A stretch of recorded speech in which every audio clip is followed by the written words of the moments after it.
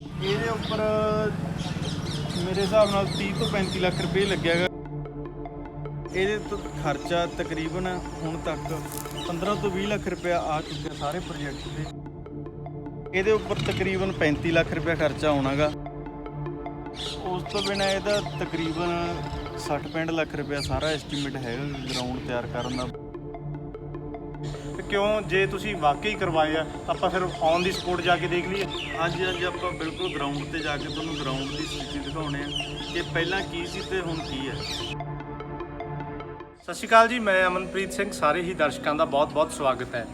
India ਦੁਨੀਆ ਦਾ ਸਭ ਤੋਂ ਵੱਡਾ ਲੋਕਤੰਤਰ ਹੈ ਅਤੇ ਆਬਾਦੀ ਦੇ ਹਿਸਾਬ ਨਾਲ ਵੀ ਚੀਨ ਤੋਂ ਬਾਅਦ ਸਭ ਤੋਂ ਵੱਡੀ ਆਬਾਦੀ ਇੰਡੀਆ ਦੀ ਹੈ। ਔਰ ਜੇ ਇਸ ਆਬਾਦੀ ਦੇ ਵਿੱਚ ਗੱਲ ਕੀਤੀ ਜਾਵੇ ਨੌਜਵਾਨਾਂ ਦੀ, ਤਾਂ ਵਿਸ਼ਵ ਦੇ ਵਿੱਚ ਸਭ ਤੋਂ ਵੱਧ ਜਿਹੜੀ ਨੌਜਵਾਨ ਆਬਾਦੀ ਦੀ ਪਰਸੈਂਟੇਜ ਹੈ ਉਹ ਇੰਡੀਆ ਦੇ ਵਿੱਚ ਹੈ। ਪਰ ਜੇ ਅੱਜ ਦੇ ਨੌਜਵਾਨ ਦੀ ਗੱਲ ਕਰ ਲਈਏ ਜਾਂ ਕਹਿ ਲਈਏ ਕਿ ਅੱਜ ਦੇ ਇੰਡੀਅਨ ਯੰਗਸਟਰ ਦੀ ਗੱਲ ਕਰ ਲਈਏ, ਤਾਂ ਜਿਹੜਾ ਉਸ ਦਾ ਰੁਝਾਨ ਹੈ ਉਹ ਇੱਕ ਚੰਗੀ ਵਿੱਦਿਆ ਹਾਸਲ ਕਰਕੇ ਜਾਂ ਤਾਂ ਜੌਬ ਕਰਨਾ ਜਾਂ ਬਿਜ਼ਨਸ ਕਰਨਾ, ਔਰ ਪੰਜਾਬੀ ਨੌਜਵਾਨ ਵਿਦੇਸ਼ ਜਾਣਾ ਜ਼ਿਆਦਾ ਪ੍ਰੈਫਰ ਕਰਦਾ ਹੈ। ਸਿਆਸਤ ਦੇ ਵਿੱਚ ਜਾਂ ਤਾਂ ਬਹੁਤੇ ਨੌਜਵਾਨ ਆਉਂਦੇ ਨਹੀਂ, ਜੇ ਉਹ ਆਉਂਦੇ ਆ ਤਾਂ ਉਹ ਕਾਲਜ ਜਾਂ ਯੂਨੀਵਰਸਿਟੀ ਦੀ ਸਿਆਸਤ ਦੇ ਵਿੱਚ ਗਲਤ ਰਸਤਿਆਂ ਦੇ ਵਿੱਚ ਪੈ ਕੇ ਭਟਕ ਜਾਂਦੇ ਆ, ਔਰ ਉਹ ਇੱਕ ਸੁਚੱਜੀ ਲੀਡਰਸ਼ਿਪ ਤੱਕ, ਸਰਪੰਚੀ ਤੱਕ, ਐਮਐਲਏ ਜਾਂ ਐਮਪੀ ਤੱਕ ਪਹੁੰਚ ਹੀ ਨਹੀਂ ਪਾਉਂਦੇ। ਔਰ ਪਿਛਲੇ ਲੰਬੇ ਸਮੇਂ ਤੋਂ ਨੌਜਵਾਨ ਸਰਪੰਚ, ਨੌਜਵਾਨ ਮੈਂਬਰ ਜਾਂ ਨੌਜਵਾਨ ਐਮਐਲਏ ਦੀ ਮੰਗ ਬਹੁਤ ਜ਼ਿਆਦਾ ਵੱਧ ਚੁੱਕੀ ਹੈ, ਕਿਉਂਕਿ ਜਿਸ ਦੇਸ਼ ਦੀ ਆਬਾਦੀ ਨੌਜਵਾਨਾਂ ਦੀ ਹੈ ਉੱਥੇ ਪੁਰਾਣੇ ਜਿਹੜੇ ਲੋਕ ਹੈ ਉਹ ਨੌਜਵਾਨਾਂ ਦੇ ਮੁੱਦਿਆਂ ਨੂੰ ਸਮਝ ਨਹੀਂ ਪਾ ਰਹੇ, ਕਿਉਂਕਿ ਇੱਕ ਜਨਰੇਸ਼ਨ ਗੈਪ ਹੈ। ਪਰ ਅੱਜ ਸਾਡੇ ਨਾਲ ਇੱਕ ਨੌਜਵਾਨ ਸਰਪੰਚ ਮੌਜੂਦ ਆ, ਉਹਨਾਂ ਨਾਲ ਗੱਲਬਾਤ ਕਰਾਂਗੇ। ਔਰ ਗੱਲਬਾਤ ਕਰਨ ਦਾ ਮਕਸਦ ਇਹੋ ਹੈ ਕਿ ਉਹਨਾਂ ਨਾਲ ਗੱਲਬਾਤ ਕਰਕੇ ਇਹ ਸਿੱਟਾ ਕੱਢਣ ਦੀ ਕੋਸ਼ਿਸ਼ ਕਰਾਂਗੇ ਕਿ ਜਿਨ੍ਹਾਂ ਪਿੰਡਾਂ ਜਾਂ ਜਿਨ੍ਹਾਂ ਹਲਕਿਆਂ ਨੂੰ ਨੌਜਵਾਨ ਲੀਡਰ ਮਿਲੇ ਹੈ ਉਹਨਾਂ ਦਾ ਤੇ ਜਿਨ੍ਹਾਂ ਹਲਕਿਆਂ ਦੇ ਕੋਲ ਅੱਜ ਵੀ ਪੁਰਾਣੀ ਉਮਰ ਦੇ ਜਾਂ ਉਮਰ ਦਰਾਜ਼ ਲੀਡਰ ਨੇ, ਕਿੰਨਾ ਕੁ ਫਰਕ ਹੈ। ਸੋ ਮੇਰੇ ਨਾਲ ਜ਼ਿਲ੍ਹਾ ਮਾਨਸਾ, ਜਿਸ ਨੂੰ ਕਿਸੇ ਵੇਲੇ ਪੰਜਾਬ ਦਾ ਪਛੜਿਆ ਜ਼ਿਲ੍ਹਾ ਕਿਹਾ ਜਾਂਦਾ ਸੀ, ਇਸ ਜ਼ਿਲ੍ਹੇ ਦੀ ਤਹਿਸੀਲ ਸਰਦੂਲਗੜ੍ਹ ਦੇ ਇੱਕ ਵੱਡੇ ਪਿੰਡ, ਵੱਡੀ ਆਬਾਦੀ ਵਾਲੇ ਪਿੰਡ ਝਨੀਰ ਦੇ ਨੌਜਵਾਨ ਸਰਪੰਚ ਅਮਨ ਗੁਰਵੀਰ ਸਿੰਘ ਢਿੱਲੋਂ ਮੌਜੂਦ ਨੇ। ਮੈਂ ਦੱਸਣਾ ਚਾਹਾਂਗਾ ਕਿ Aman Gurveer Singh Dhillon college pass out ਕਰਨ ਤੋਂ ਬਾਅਦ ਯੂਨੀਵਰਸਿਟੀ ਲੈਵਲ ਤੱਕ ਪੜ੍ਹੇ ਨੇ, ਔਰ ਇਹ ਉਹ ਨੌਜਵਾਨ ਨਹੀਂ ਹੈਗੇ, ਅਕਸਰ 35 ਜਾਂ 40 ਸਾਲਾਂ ਵਾਲੇ ਨੂੰ ਹੀ ਨੌਜਵਾਨ ਲੀਡਰ ਕਿਹਾ ਜਾਂਦਾ, ਕਿਉਂਕਿ ਛੋਟੀ ਉਮਰ ਦੇ ਬਹੁਤ ਘੱਟ ਨੌਜਵਾਨ ਨੇ। ਇਹ 18 ਤੋਂ 29 ਸਾਲ ਦੀ ਕੈਟਾਗਰੀ ਦੇ ਵਿੱਚ ਆਉਂਦੇ ਨੇ। ਸੋ ਅਮਨ ਗੁਰਵੀਰ, ਪਹਿਲਾਂ ਤਾਂ ਬਈ ਤੁਹਾਡਾ ਬਹੁਤ ਸਵਾਗਤ ਹੈ, ਤੁਸੀਂ ਸਾਡੇ ਲਈ ਸਮਾਂ ਕੱਢਿਆ। ਸਤਿ ਸ਼੍ਰੀ ਅਕਾਲ ਜੀ। ਅੱਛਾ ਅਮਨ ਗੁਰਵੀਰ ਬਈ, ਮੈਂ ਤੁਹਾਡੇ ਨਾਲ ਵੀ ਪੜ੍ਹਿਆ, ਤੁਹਾਡਾ ਜੂਨੀਅਰ ਸੀ। ਤੁਸੀਂ ਸਕੂਲ ਲੈਵਲ ਦੀ ਪੜ੍ਹਾਈ ਕੀਤੀ, ਫਿਰ ਕਾਲਜ ਲੈਵਲ ਦੀ ਪੜ੍ਹਾਈ ਕੀਤੀ, ਤੁਸੀਂ ਐਮਏ ਕੀਤੀ ਫਿਲਾਸਫੀ ਦੇ ਨਾਲ। ਵਧੀਆ ਲਾਈਫ ਚੱਲਦੀ ਸੀ। ਕਦੇ ਸੋਚਿਆ ਸੀ ਕਿ ਪਿੰਡ ਦੀ ਸਰਪੰਚੀ ਕਰੋਗੇ ਤੁਸੀਂ? ਗੋਲ ਸੀਗਾ ਕਦੇ ਲਾਈਫ ਦਾ, ਏਮ ਸਰਪੰਚੀ ਸੀਗਾ? ਨਹੀਂ, ਪਹਿਲਾਂ ਮੈਂ ਖਾਲਸਾ ਕਾਲਜ ਪਟਿਆਲਾ ਤੋਂ ਬੀਐਸਸੀ ਐਗਰੀਕਲਚਰ ਦੀ ਪੜ੍ਹਾਈ ਕੀਤੀ, ਫਿਰ ਯੂਨੀਵਰਸਿਟੀ ਦੇ ਵਿੱਚ ਐਮਏ ਵੀ ਕੀਤੀ। ਉਸ ਦੇ ਨਾਲ ਮੈਂ ਸਟੂਡੈਂਟ ਪੋਲਿਟਿਕਸ ਦੇ ਵਿੱਚ ਮੇਰਾ ਇੰਟਰਸਟ ਹੈਗਾ ਸੀਗਾ। ਮੈਂ NSUI national student union of India, ਜੋ ਇੱਕ ਕਾਂਗਰਸ ਦੀ ਸਟੂਡੈਂਟ ਯੂਨੀਅਨ ਆ, ਉਹਦੇ ਵਿੱਚ ਕੰਮ ਕੀਤਾ, ਉਹਦੇ ਇਲੈਕਸ਼ਨ ਵੀ ਲੜਿਆ।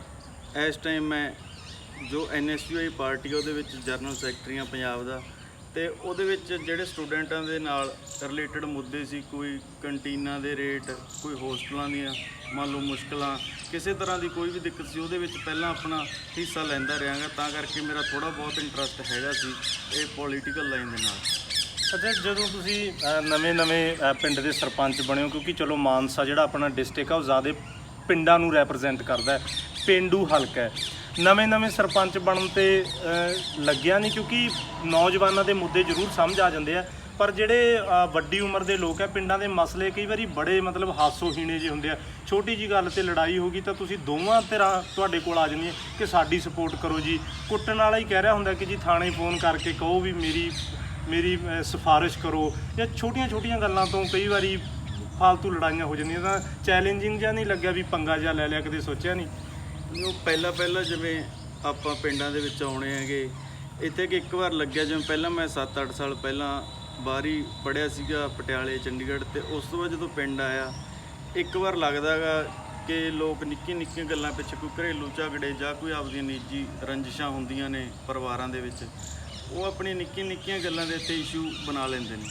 ਪਰ ਜਦੋਂ ਹੌਲੀ ਪਤਾ ਲੱਗਿਆ ਕਿ ਜਿਵੇਂ ਪਿੰਡਾਂ ਦੇ ਵਿੱਚ ਕੁਝ ਲੋਕ ਹੁੰਦੇ ਨੇਗੇ, ਉਹ ਇਹਨਾਂ ਗੱਲਾਂ ਨੂੰ, ਇਹਨਾਂ ਦੇ ਮੁੱਦੇ ਬਣਾਉਣ ਦੀ ਕੋਸ਼ਿਸ਼ ਕਰਦੇ ਆ ਕਿ ਦਫਾੜ ਪਵੇ ਜਾਂ ਕੋਈ ਹੋਰ ਮੰਨ ਲਓ ਉਹਨਾਂ ਦਾ ਕਿਤੇ ਨਾ ਕਿਤੇ ਕੋਈ ਗਲਤ ਉਹਨਾਂ ਦੇ ਪਿੱਛੇ ਕੋਈ ਮੋਟਿਵ ਹੁੰਦਾ ਗਾ।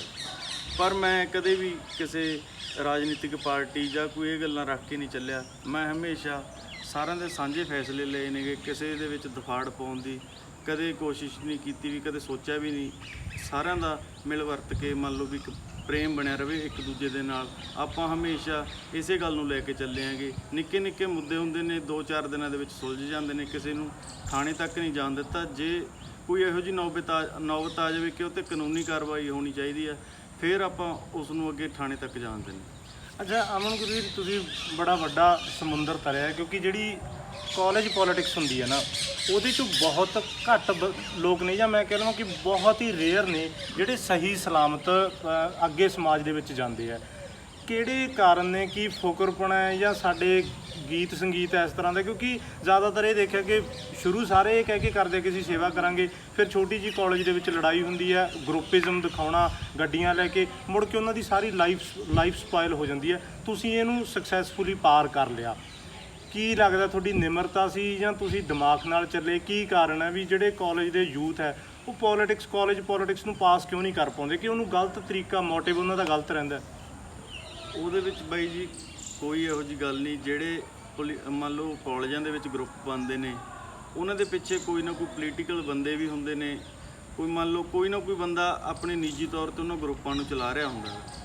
ਉਹ ਆਪਣੇ ਇੱਕ ਮੰਨ ਲਓ ਇੱਕ ਟਾਈਮ ਹੁੰਦਾ ਗਾ, ਹਰ ਕਿਸੇ 'ਤੇ ਆਉਂਦਾ ਗਾ, ਉਦੋਂ ਆਪਦਿਆਂ ਜਿਹੜੇ ਮੰਨ ਲਓ ਉਹਨਾਂ ਨੇ ਆਪਦੇ ਕਿਸੇ ਦੇ ਵੀ ਪ੍ਰਤੀ ਕੰਮ ਕਰ ਰਹੇ ਹੁੰਦੇ ਨੇ, ਉੱਥੇ ਆਪਣਾ ਇੱਕ ਪ੍ਰਭਾਵ ਦਿਖਾਉਣ ਦੇ ਲਈ ਉਹਨਾਂ ਮੁੰਡਿਆਂ ਨੂੰ ਜਾਂ ਕੁੜੀਆਂ ਨੂੰ ਥੋੜ੍ਹਾ ਗਲਤ ਰਾਹ ਵੀ ਦਿਖਾ ਦਿੰਦੇ ਨੇ।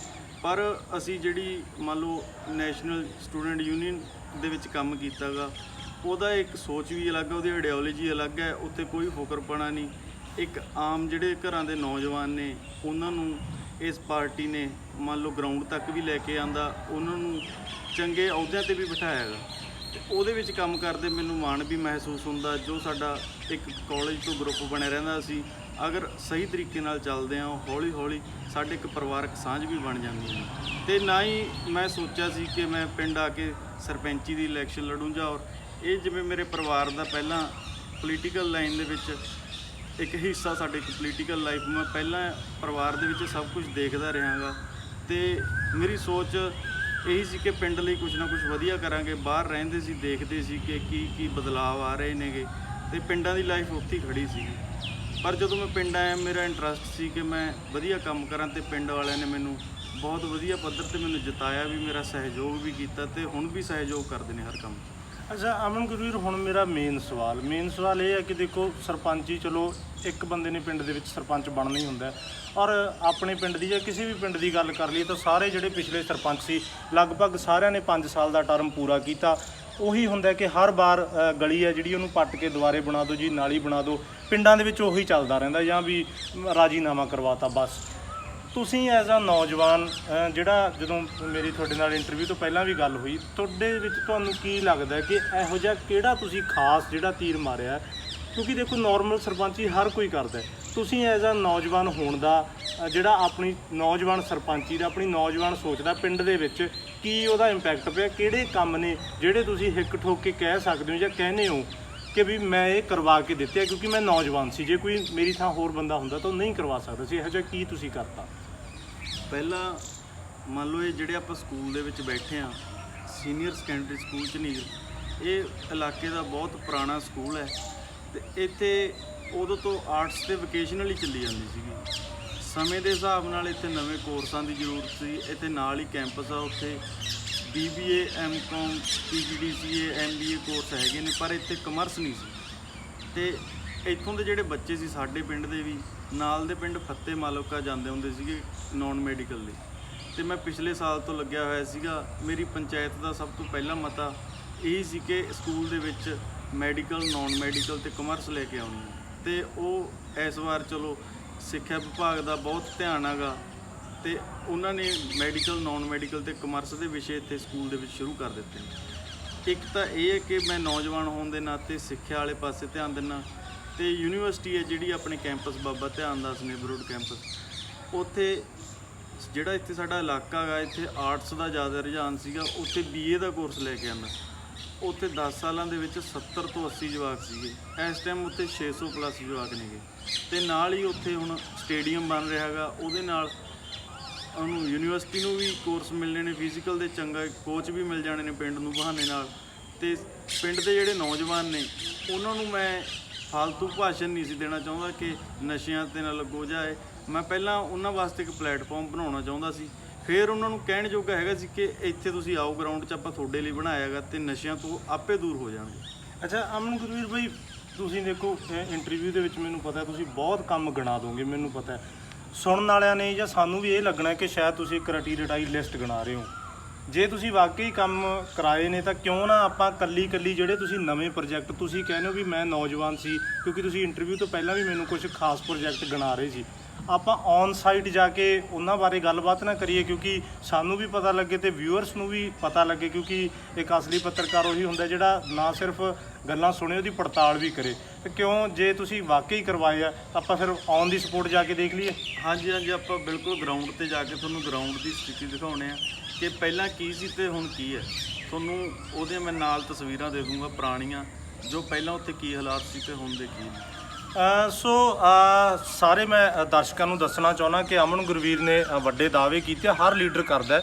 ਸੋ ਆਪਾਂ ਇਸ ਦੀ ਪੜਤਾਲ ਕਰਾਂਗੇ ਕਿ ਕਿਹੜੇ ਉਹ ਪ੍ਰੋਜੈਕਟ ਲੈ ਕੇ ਆਏ ਔਰ ਉਹਨਾਂ 'ਚ ਖਾਸੀਅਤ ਕੀ ਹੈ, ਕਿਉਂਕਿ ਇਹਨਾਂ ਨੇ ਇੰਟਰਵਿਊ ਤੋਂ ਪਹਿਲਾਂ ਵੀ ਮੈਨੂੰ ਆਫ ਰਿਕਾਰਡ ਇਹ ਗੱਲ ਕਹੀ ਸੀ ਕਿ ਉਹ ਮੈਂ ਇਸ ਕਰਕੇ ਲੈ ਕੇ ਆਇਆ ਕਿਉਂਕਿ ਮੈਂ ਨੌਜਵਾਨ ਸੀ। ਜੇ ਕਿਤੇ ਉੱਥੇ ਕੋਈ ਨੌਜਵਾਨ ਨਾ ਹੁੰਦਾ ਜਾਂ ਕੋਈ ਉਮਰਦਰਾਜ਼ ਵਿਅਕਤੀ ਹੁੰਦਾ, ਸ਼ਾਇਦ ਉਹ ਨਹੀਂ ਉਸ ਲੈਵਲ ਤੱਕ ਸੋਚ ਪਾਉਂਦਾ। ਸੋ ਆਓ ਹੁਣ ਪਿੰਡ ਝਨੀਰ ਦੇ ਗਰਾਊਂਡ ਦੇ ਉੱਪਰ ਜਾ ਕੇ ਦੇਖਦੇ ਹਾਂ ਕਿ ਕਿਹੜੇ ਰੇਅਰ ਜਿਹੜੇ ਪ੍ਰੋਜੈਕਟ ਨੇ ਜਾਂ ਖਾਸ ਪ੍ਰੋਜੈਕਟ ਅਮਨ ਗੁਰਵੀਰ ਲੈ ਕੇ ਆਏ ਆ। ਸੋ ਆਓ ਚੱਲਦੇ ਹਾਂ ਔਰ ਪਿੰਡ ਦੇ ਜਿਹੜੇ ਵਿਕਾਸ ਕਾਰਜ ਆ ਉਹਨਾਂ ਦਾ ਜਾਇਜ਼ਾ ਔਨ ਗਰਾਊਂਡ ਜਾ ਕੇ ਲੈਂਦੇ ਹਾਂ।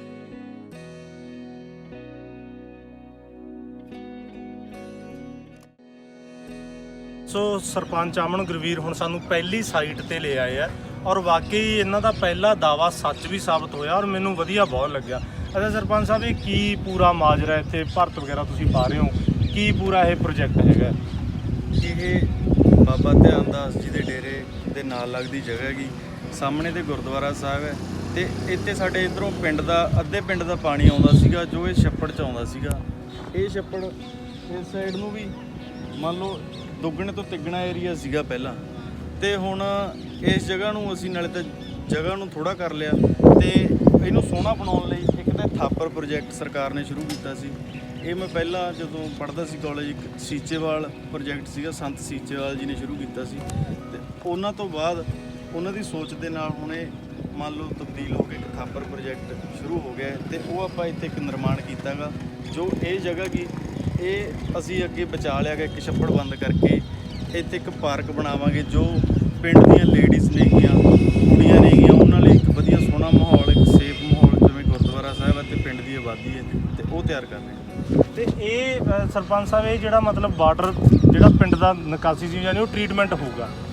ਹਾਂਜੀ ਹਾਂਜੀ, ਇਹ ਉਹ 3 ਖੂਹ ਬਣੇ ਨੇ, ਠੀਕ ਹੈ, ਵਿੱਚ ਪਾਣੀ ਕ੍ਰੋਸਿੰਗ ਹੋ ਕੇ ਜਿਹੜਾ ਗੰਦਗੀ ਆ ਗਾਰ ਹੈ ਉਹ ਥੱਲੇ ਰਹਿ ਜਾਇਆ ਕਰੂ, ਪਾਣੀ ਨਿੱਤਰ ਕੇ ਇਹਦੇ ਵਿੱਚ ਆ ਜਾਇਆ ਕਰੂਗਾ ਪੱਕੇ ਦੇ ਵਿੱਚ। ਤੇ ਇਹ ਜਿਹੜਾ ਪਾਣੀ ਜਦੋਂ ਨਿੱਤਰ ਗਿਆ ਫਿਰ ਇਹਨੂੰ ਯੂਟੀਲਾਈਜ਼ ਕਿੱਥੇ ਕਰੋਗੇ? ਇਹ ਉਧਰ ਕੱਚਾ ਗਾ, ਉਹਦੇ ਵਿੱਚ ਨੀਚੇ ਮੰਨ ਲਓ ਪਾਣੀ ਖਤਮ ਹੋ ਜਾਇਆ ਕਰੂ ਜਾਂ ਖੇਤਾਂ ਵਿੱਚ ਨਾਲ ਦੀ ਨਾਲ ਅੱਗੇ ਸ਼ਿਫਟ ਹੋ ਜਾਏ। ਅੱਛਾ, ਜਦੋਂ ਮੰਨ ਲਓ ਵੀ ਇਹ ਪਾਣੀ ਫਿਰ ਨਿੱਤਰ ਗਿਆ, ਇਹਨੂੰ ਫਿਰ ਇਰੀਗੇਸ਼ਨ ਲਈ ਯਾਨੀ ਖੇਤਾਂ 'ਚ ਵੀ ਵਗ ਜੂ ਸਿੰਚਾਈ ਲਈ? ਇਹ ਪਾਣੀ ਉਹਨਾਂ ਖੂਹਾਂ ਦੇ ਵਿੱਚੋਂ ਟ੍ਰੀਟਮੈਂਟ ਹੋ ਕੇ ਜਿਹੜਾ ਗਾਰ ਹੈ ਜਾਂ ਕੋਈ ਗੰਦਗੀ ਉਹ ਉਹਨਾਂ ਦੇ ਵਿੱਚ ਰਹਿ ਜਾਏ ਕਰੂ। ਅੱਗੇ ਜਾਲੀਆਂ ਲੱਗੀਆਂ ਹੋਈਆਂ ਨੇ, ਮੰਨ ਲਓ ਸਾਫ਼ ਕਰਨਾ ਔਖਾ ਗਾ ਬਾਅਦ ਦੇ ਵਿੱਚ, ਤੇ ਉਸ ਤੋਂ ਬਾਅਦ ਜਦੋਂ ਇਹ ਪਾਣੀ ਇਸ ਦੇ ਵਿੱਚ ਆ ਜੋ ਇਹ ਪੱਕਾ ਤਲਾਅ ਬਣੇਗਾ, ਇਹਦੇ ਵਿੱਚ ਜਦੋਂ ਪਾਣੀ ਲੰਬਾ ਟਾਈਮ ਖੜਾ ਰਹੂਗਾ, ਜਿਹੜਾ ਪੱਕਾ ਤਲਾਅ ਹੁੰਦਾ ਉਹਦੇ ਵਿੱਚ ਸੂਰਜ ਦੀਆਂ ਕਿਰਨਾਂ ਦੇ ਨਾਲ ਪਾਣੀ ਸਾਫ਼ ਹੁੰਦਾ ਗਾ। ਜਦੋਂ ਇਹ ਓਵਰਫਲੋ ਹੋਊਗਾ ਤਾਂ ਉਸ ਸਾਈਡ ਕੱਚਾ ਗਾ, ਉਹਦੇ ਵਿੱਚ ਪਾਣੀ ਮੰਨ ਲਓ ਕੱਚੀ ਜਗ੍ਹਾ ਦੇ ਵਿੱਚ ਥੱਲੇ ਸੁੱਕਦਾ ਰਹਿੰਦਾ ਹੌਲੀ ਹੌਲੀ। ਅਗਰ ਕਿਸੇ ਨੇ ਅੱਗੇ ਖੇਤ ਨੇਗੇ, ਖੇਤਾਂ ਨੂੰ ਕੋਈ ਪਾਣੀ ਲਾਉਣਾ ਚਾਹੁੰਦਾ ਤਾਂ ਇੱਥੋਂ ਟਰੈਕਟਰ ਨਾਲ ਪੱਖੇ ਨਾਲ ਪਾਣੀ ਲਿਫਟ ਕਰਕੇ ਅੱਗੇ ਸਿੰਚਾਈ ਲਈ ਕੰਮ ਆ ਸਕਦਾ। ਅਰੇ ਇਹਦੀ ਕਿੰਨੀ ਮਤਲਬ ਇਹ 'ਤੇ ਕਿੰਨੀ ਲਾਗਤ ਜਿਹੜੀ ਹੈ ਉਹ ਤੁਹਾਨੂੰ ਆਈ, ਮਤਲਬ ਟੋਟਲ ਕਿੰਨਾ ਇਹ ਪ੍ਰੋਜੈਕਟ ਪਾਰਕ ਪਲੱਸ ਇਹ ਕਿੰਨਾ ਤੁਹਾਨੂੰ ਇਹਦੇ ਉੱਤੇ ਆਇਆ? ਇਹਦੇ ਉੱਪਰ ਤਕਰੀਬਨ 35 ਲੱਖ ਰੁਪਏ ਖਰਚਾ ਆਉਣਾ ਗਾ, ਕਿਉਂਕਿ ਇਹ ਵੱਡਾ ਪਿੰਡ ਹੋਣ ਦੇ ਕਾਰਨ ਇਹ 'ਤੇ ਸਾਨੂੰ ਕੁਛ ਅਸੀਂ ਇਹਦੀ ਬਾਉਂਡਰੀ ਵਗੈਰਾ ਵਧਾ ਲਈ ਸੀਗੀ। ਇਹ 28 ਲੱਖ ਦਾ ਪ੍ਰੋਜੈਕਟ ਹੈ ਵੈਸੇ, ਇੱਥੇ ਅਸੀਂ 35 ਲੱਖ ਦੇ ਕਰੀਬ ਖਰਚਾ ਕਰ ਰਹੇ ਹਾਂ ਤੇ ਪਾਰਕ 17 ਤੋਂ 18 ਲੱਖ ਦੇ ਵਿੱਚ ਤਿਆਰ ਹੋਣਾ। ਯਾਨੀ ਤੁਹਾਡੀ BSc ਐਗਰੀਕਲਚਰ ਇੱਥੇ ਕੰਮ ਆ ਗਈ, ਮਤਲਬ ਪਿੰਡ ਨੂੰ ਫਾਇਦਾ ਹੋ ਗਿਆ। ਹਾਂ, ਇਹ ਜਗ੍ਹਾ ਨੂੰ ਮੰਨ ਲਓ 50 ਲੱਖ ਰੁਪਇਆ ਲਾ ਕੇ ਇੱਕ ਤਰੀਕੇ ਦੇ ਨਾਲ ਨਾਲੇ ਸੋਹਣਾ ਬਣਾ ਲਾਂਗੇ, ਨਾਲੇ ਸਾਰਾ ਵਰਤਨਯੋਗ ਬਣ ਜਾਊਗਾ। ਠੀਕ ਹੈ। ਔਰ ਜਿਵੇਂ ਹੁਣ COVID-19 ਹੈ, ਬਿਮਾਰੀਆਂ ਤੋਂ ਬਾਜੂ, ਕਿਉਂਕਿ ਗੰਦੇ ਪਾਣੀ ਦੀ ਬਹੁਤ ਵੱਡੀ ਸਮੱਸਿਆ ਸੀ। ਹਾਂਜੀ।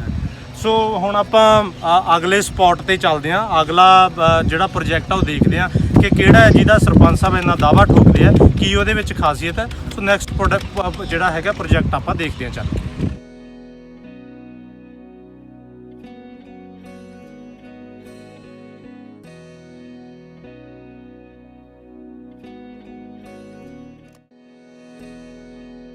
ਸਰਪੰਚ ਸਾਹਿਬ ਦੇ ਜਿਹੜੀ ਸਟੱਡੀ ਆ ਉਹਦਾ ਫਾਇਦਾ ਸਰਪੰਚ ਸਾਹਿਬ ਨੇ ਦਿਖਾਇਆ ਹੈ ਕਿ ਅਮਨ ਗੁਰਵੀਰ ਵੀਰ ਨੇ ਦਿਖਾਇਆ ਕਿ ਵਾਟਰ ਟਰੀਟਮੈਂਟ ਪਲਾਂਟ ਔਰ ਪਾਰਕ ਜਿਹੜਾ ਸੀਚੇਵਾਲ ਸਿਸਟਮ ਹੈ ਉਹਨੂੰ ਪਿੰਡ ਦੇ ਵਿੱਚ ਲਾਗੂ ਕੀਤਾ ਜਾ ਰਿਹਾ। ਅਗਲੀ ਸਪੌਟ ਦੇ ਉੱਪਰ ਇਹ ਸਾਨੂੰ ਲੈ ਕੇ ਆਏ ਆ ਔਰ ਇੱਥੇ ਵੀ ਕੁਝ ਵਿਕਾਸ ਕਾਰਜ ਚੱਲ ਰਿਹਾ। ਸਰਪੰਚ ਸਾਹਿਬ ਦੱਸੋ ਜਿਹੜਾ ਕੀ ਪੂਰਾ ਇਹ ਪ੍ਰੋਜੈਕਟ ਹੈਗਾ। ਇਹ ਸਾਡੇ ਪਿੰਡ ਦੇ ਵਿੱਚ ਕਾਫੀ ਸਾਲਾਂ ਤੋਂ ਜੋ ਪੁਰਾਣਾ ਸਟੇਡੀਅਮ ਸੀ, ਉਹ ਇੱਕ ਤਾਂ ਜਗ੍ਹਾ ਥੋੜੀ ਸੀ, ਉਹ 1.5 ਤੋਂ 2 ਕਿੱਲੇ ਜਗ੍ਹਾ ਸੀਗੀ ਤੇ ਉਹਦਾ ਕਾਫੀ ਕੋਈ ਪਿੰਡ ਦਾ ਵਿਵਾਦ ਸੀਗਾ ਕਿ ਜਿਵੇਂ ਉਹ ਗੁਰਦੁਆਰਾ ਸਾਹਿਬ ਦੀ ਜ਼ਮੀਨ ਜਾਂ ਹੋਰ ਕੋਈ ਇਹੋ ਜਿਹਾ ਸੀਗਾ, ਟੈਕਨੀਕਲ ਯਾਨੀ ਵਿਵਾਦ ਸੀਗਾ। ਤੇ ਉਹ ਪਿਛਲੀ ਵਾਰ ਪਹਿਲਾਂ ਕਿਤੇ ਗ੍ਰਾਂਟ ਵੀ ਆਈ ਸੀ ਉਹਦੀ ਕੋਈ, ਪਰ ਉਹ ਵਾਪਸ ਚਲੇ ਗਏ। ਉਹ ਕਿਤੇ ਨੇੜੇ ਪਿੰਡਾ ਝੰਡਾ ਉੱਥੇ ਬਣ ਗਿਆ ਸੀਗਾ। ਤੇ ਮੈਂ ਪਿੰਡ ਦੇ ਜਿਹੜੇ ਆਪਣੇ ਨੌਜਵਾਨ ਨੇ ਉਹਨਾਂ ਨੂੰ ਇਲੈਕਸ਼ਨ ਦੌਰਾਨ ਵਾਅਦਾ ਵੀ ਕੀਤਾ ਸੀਗਾ ਕਿ ਮੈਂ ਤੁਹਾਡੇ ਲਈ ਇੱਕ ਵਧੀਆ ਗਰਾਊਂਡ ਬਣਾਉਂਗਾ ਤੇ ਜੋ ਨਸ਼ਿਆਂ ਵਾਲਾ ਧੱਬਾ ਲੱਗਿਆ ਹੋਇਆ ਸੀਗਾ, ਮੈਂ ਉਹ ਇੱਕ ਗਰਾਊਂਡ ਬਣਾ ਕੇ ਮੁੰਡਿਆਂ ਨੂੰ ਇੱਥੇ ਤਿਆਰ ਕਰਕੇ ਫਿਰ ਮਿਟਾਉਣਾ ਚਾਹੁੰਦਾ ਸੀਗਾ। ਤੇ ਹੁਣ 1.5 ਸਾਲ ਬਾਅਦ ਕੋਸ਼ਿਸ਼ਾਂ ਕਰਕੇ ਇਹ ਗਰਾਊਂਡ ਦਾ ਕੰਮ ਸ਼ੁਰੂ ਹੋ ਗਿਆ। ਇੱਥੇ ਪਹਿਲਾਂ ਇੱਕ ਜੰਗਲ ਦੀ ਤਰ੍ਹਾਂ ਸੀ, ਇਹਨੂੰ ਸਾਫ਼ ਕਰਕੇ ਪੂਰਾ ਵਧੀਆ ਬਣਾ ਕੇ 4 ਕਿੱਲੇ ਵਧੀਆ ਚੌਰਸ ਜਗ੍ਹਾ ਤਿਆਰ ਕਰਕੇ ਜਿਹਦੇ ਵਿੱਚ ਸਾਰੇ ਗਰਾਊਂਡ ਬਣ ਸਕਣ, ਇੱਕ ਮਲਟੀਪਰਪਸ ਗਰਾਊਂਡ ਤਿਆਰ ਕਰ ਰਹੇ ਹਾਂ। ਅੱਛਾ, ਕਿਹੜੀਆਂ ਸਪੋਰਟਸ ਇਹਦੇ ਵਿੱਚ ਫਿਰ ਤੁਸੀਂ ਬਣਵਾਉਣ ਜਾ ਰਹੇ ਹੋ? ਕਿਹੜੇ ਸਪੋਰਟਸ ਦਾ ਮੇਨ ਇਹਦੇ ਵਿੱਚ ਹੋਊਗਾ? ਇਹਦੇ ਵਿੱਚ ਮੰਨ ਲਓ ਇੱਕ ਤਾਂ ਜਿਮ ਰੂਮ ਆ ਗਿਆ, ਠੀਕ ਹੈ, ਤੇ ਬਾਉਂਡਰੀ ਵਾਲ ਹੋ ਗਈ ਹੈ, ਤੇ ਇੱਥੇ ਜਿੱਥੇ ਆਪਾਂ ਖੜੇ ਇੱਥੇ ਇੱਕ ਕਬੱਡੀ ਦਾ ਗਰਾਊਂਡ ਬਣਨਾਗਾ, ਇੱਕ ਉਸ ਸਾਈਡ ਵਾਲੀਬਾਲ ਦਾ ਗਰਾਊਂਡ ਹੈ ਜੋ ਪ੍ਰੋਪਰ ਹੋਊਗਾ ਜਾਲੀ ਵਗੈਰਾ ਲੱਗ ਕੇ। ਇਹਦੀ ਬਾਹਰ ਵਾਲੀ ਸਾਈਡ ਵੀ ਆਪਾਂ ਜਗ੍ਹਾ ਮੰਨ ਲਓ ਵਰਤੋਂ 'ਚ ਰੱਖੀ ਹੈਗੀ, ਉਹ ਖਰਾਬ ਨਹੀਂ ਹੋਣ ਦੇਣੀ। ਉੱਥੇ ਇੱਕ ਬਾਸਕਟਬਾਲ ਦਾ ਗਰਾਊਂਡ ਹੈ ਨਾਲ ਟੈਨਿਸ ਦਾ, ਤੇ ਉਹਦੀ ਜਿਹੜੀ ਆਲਾ ਦੁਆਲਾ ਗਾ ਉਹ ਸਕੇਟਿੰਗ ਦੇ ਲਈ ਰੱਖਿਆ। ਅੱਛਾ, ਸਕੇਟਿੰਗ ਮੈਨੂੰ ਲੱਗਦਾ ਨਹੀਂ ਸ਼ਾਇਦ ਆਪਣੇ ਮਾਨਸਾ ਇਸ ਡਿਸਟ੍ਰਿਕਟ ਦੇ ਵਿੱਚ ਸਕੇਟਿੰਗ ਮੈਨੂੰ ਲੱਗਦਾ ਨਹੀਂ, ਸ਼ਾਇਦ ਕੋਈ ਇੱਕ ਅੱਧਾ ਪਿੰਡ ਹੀ ਸ਼ਾਇਦ ਹੋਏਗਾ, ਮੈਨੂੰ ਨਹੀਂ ਲੱਗਦਾ ਕਿਤੇ ਸਕੇਟਿੰਗ ਹੈ। ਨਹੀਂ ਸਕੇਟਿੰਗ ਦਾ ਹੈ ਨਹੀਂ। ਮੰਨ ਲਓ ਜਿਵੇਂ ਮਾਨਸਾ ਕੋਈ ਇਹਨਾਂ ਦਾ ਡਿਸਟ੍ਰਿਕਟ ਦਾ ਕੋਈ ਹੋਵੇ ਸਪੋਰਟਸ ਦਾ ਕੰਪਲੈਕਸ, ਉਹਦੇ ਵਿੱਚ ਜ਼ਰੂਰ ਹੋਊਗਾ। ਤੇ ਮੈਂ ਇੱਥੇ ਇੱਕ ਸਕੇਟਿੰਗ ਦਾ ਤਿਆਰ ਕਰਨਾ ਚਾਹੁੰਦਾ, ਜਿਵੇਂ ਜਿਹੜੇ ਪ੍ਰਾਈਵੇਟ ਸਕੂਲ ਨੇਗੇ ਸ਼ਹਿਰਾਂ ਦੇ ਵਿੱਚ, ਵਧੀਆ ਸ਼ਹਿਰਾਂ ਦੇ ਵਿੱਚ, ਉੱਥੇ ਐਥਲੈਟਿਕਸ ਦੇ ਵਿੱਚ ਇਸ ਗੇਮ ਨੂੰ ਇੱਕ ਵਧੀਆ ਗੇਮ ਮੰਨਿਆ ਜਾਂਦਾ ਗਾ। ਤੇ ਨਾਲ ਹੀ ਟੈਨਿਸ ਦਾ ਸ਼ੁਰੂ ਕਰ ਰਹੇ ਹਾਂ, ਕੋਈ ਇੰਟਰ ਯੂਨੀਵਰਸਿਟੀ ਜਾਂ ਹੋਰ ਉਹਦੇ ਵਾਸਤੇ ਤਿਆਰ ਹੋ ਜਾਣ ਨਵੀਂ ਜਨਰੇਸ਼ਨ। ਅੱਛਾ, ਟੈਨਿਸ ਵੀ ਤੁਸੀਂ ਬਣਵਾ ਰਹੇ ਹੋ। ਤੇ ਜਿਹੜੀ ਕਬੱਡੀ ਆ ਨੈਸ਼ਨਲ ਜਾਂ ਪੰਜਾਬ ਕੇ ਦੋਵੇਂ ਬਣਨੇ ਆ? ਉਹ ਦੋਵੇਂ ਬਣਨੀਆਂ ਨੇ। ਜਿਹੜੀ ਉਹ ਦੂਸਰੀ ਸਾਈਡ ਹੈਗੀ ਉਧਰ ਇੱਕ ਹਾਕੀ ਫੁੱਟਬਾਲ ਦਾ ਗਰਾਊਂਡ ਬਣੂਗਾ। ਜਿਹੜੀ ਹਾਕੀ ਹੈਗੀ ਉਹਦੇ ਲਈ ਗੱਲ ਚੱਲ ਰਹੀ ਹੈਗੀ, DSO ਸਾਹਿਬ ਨਾਲ ਵੀ ਗੱਲ ਹੋਈ ਸੀਗੀ, ADC ਮੈਡਮ ਨਾਲ ਵੀ ਹੋਈ ਸੀਗੀ। ਉਹ ਅਸੀਂ ਕਿ ਇੱਥੇ ਐਸਟਰੋ ਟਰਫ ਬਣਾਉਣਾ ਚਾਹੁੰਦੇ ਹਾਂ ਕਿ ਜੋ ਤਕਰੀਬਨ ਕਰੋੜ ਤੋਂ 1.5 ਕਰੋੜ ਦਾ ਪ੍ਰੋਜੈਕਟ ਹੈਗਾ, ਜੋ ਇੱਥੇ ਜ਼ਿਲ੍ਹੇ ਦੇ ਵਿੱਚ ਕਿਤੇ ਵੀ ਨਹੀਂ ਹੈਗਾ, ਕੁਛ ਕੁ ਜ਼ਿਲ੍ਹਿਆਂ ਦੇ ਵਿੱਚ ਆ ਪੰਜਾਬ 'ਚ। ਤੇ ਕਿਉਂਕਿ ਸਾਡੇ ਪਿੰਡ ਦੀ ਪੁਰਾਣੀ ਟੀਮ ਹੁੰਦੀ ਸੀ ਹਾਕੀ ਦੀ, ਤੇ ਬਹੁਤ ਵਧੀਆ ਟੀਮ ਸੀ। ਹੌਲੀ ਹੌਲੀ ਮੰਨ ਲਓ ਸਮੇਂ ਦੇ ਨਾਲ ਗੈਪ ਪੈਂਦਾ ਗਿਆ, ਤੇ ਉਹ ਚੀਜ਼ ਮੈਂ ਹੁਣ ਦੁਬਾਰਾ ਇੱਥੇ ਬਣਾਉਣਾ ਕਿਤੇ ਨਾ ਕਿਤੇ, ਕਿਉਂਕਿ ਮੈਂ ਵੀ ਉਸ ਟੀਮ 'ਚ ਆਪਾਂ ਦੋਵੇਂ ਖੇਡਦੇ ਰਹੇ ਹਾਂ। ਮੈਂ ਗੋਲਕੀਪਰ ਬਤੌਰ, ਆਪਾਂ ਅਕੈਡਮੀ ਵੀ ਖੇਡੀ ਹੈ। ਕਿਤੇ ਨਾ ਕਿਤੇ ਉਦੋਂ ਵੀ ਜਿਹੜਾ ਸੀਗਾ ਇਨਫਰਾਸਟ੍ਰਕਚਰ ਦੀ ਘਾਟ ਕਰਕੇ ਉਹ ਟੀਮ ਖਤਮ ਹੋ ਗਈ ਸੀ। ਹਾਂਜੀ। ਅੱਛਾ, ਔਰ ਮੈਨੂੰ ਇਹ ਵੀ ਲੱਗਦਾ ਕਿ ਸ਼ਾਇਦ ਐਸਟਰੋ ਟਫ ਸਿਰਫ ਆਪਣੇ ਮਾਲਵਾ ਬੈਲਟ 'ਚ, ਸ਼ਾਇਦ ਬਠਿੰਡੇ ਨੂੰ ਛੱਡ ਕੇ ਸੰਗਰੂਰ, ਬਰਨਾਲਾ ਜਾਂ ਹੋਰ ਕਿਸੇ ਡਿਸਟ੍ਰਿਕਟ ਦੇ ਵਿੱਚ ਨਹੀਂ ਹੋਣਾ। ਨਹੀਂ, ਹੋਰ ਕਿਤੇ ਨਹੀਂ ਹੈਗੀ। ਤਾਂ ਹੀ ਮੈਂ ਇੱਥੇ ਕੋਸ਼ਿਸ਼ ਕਰ ਰਿਹਾ ਕਿ ਇੱਥੇ ਇੱਕ ਜ਼ਿਲ੍ਹਾ ਪੱਧਰ ਦਾ ਇੱਕ ਗਰਾਊਂਡ ਤਿਆਰ ਹੋ ਜੇ, ਜਿਹੜੇ ਨੇੜੇ ਪਿੰਡਾਂ 'ਚੋਂ ਕੋਈ ਵਧੀਆ ਇੱਕ ਟੀਮ ਬਣ ਕੇ ਸਟੇਟ ਲੈਵਲ ਦੀ ਟੀਮ ਤਿਆਰ ਹੋ ਜਾਵੇ। ਬਿਲਕੁਲ, ਕਿਉਂਕਿ ਐਸਟਰੋ ਟਫ ਜਿੱਥੋਂ ਤੱਕ ਮੇਰੀ ਵੀ ਜਾਣਕਾਰੀ ਹੈ, ਜੇ ਮਾਲਵਾ ਬੈਲਟ ਦੀ ਗੱਲ ਕਰੀਏ ਤਾਂ ਇੱਕ ਬਠਿੰਡਾ ਦੇ ਵਿੱਚ ਜ਼ਰੂਰ ਹੈਗਾ, ਉਸ ਤੋਂ ਬਿਨਾਂ ਸ਼ਾਇਦ ਅਦਰ ਡਿਸਟ੍ਰਿਕਟਸ 'ਚ ਨਹੀਂ ਹੈ। ਅੱਛਾ, ਫਿਰ ਜਿਹੜੀਆਂ ਇੰਨੀਆਂ ਤੁਸੀਂ ਸਪੋਰਟਸ ਲੈ ਕੇ ਆਏ ਹੋ, ਕਿਉਂਕਿ ਚਲੋ ਕਬੱਡੀ ਦੇ ਤਾਂ ਰਵਾਇਤੀ ਤੁਹਾਨੂੰ ਪੁਰਾਣੇ ਖਿਡਾਰੀ ਬੱਚਿਆਂ ਨੂੰ ਸਿਖਾ ਦੇਣਗੇ, ਹਾਕੀ ਵੀ ਇਸ ਪਿੰਡ ਦੀ ਖੂਨ ਦੇ ਵਿੱਚ ਹੈ, ਸਕੇਟਿੰਗ ਔਰ ਟੈਨਿਸ ਦੇ ਲਈ ਫਿਰ ਤੁਸੀਂ ਪ੍ਰਬੰਧ ਕਰਕੇ ਦੋਗੇ, ਕਿਉਂਕਿ ਉਹਨੂੰ ਸਿਖਾਊਗਾ ਕੌਣ? ਕਿਉਂਕਿ ਪਿੰਡਾਂ ਦੇ ਵਿੱਚ ਮੈਨੂੰ ਨਹੀਂ ਲੱਗਦਾ ਕਿ ਕੋਈ ਸਕੇਟਿੰਗ ਜਾਣਦਾ ਹੋਵੇਗਾ।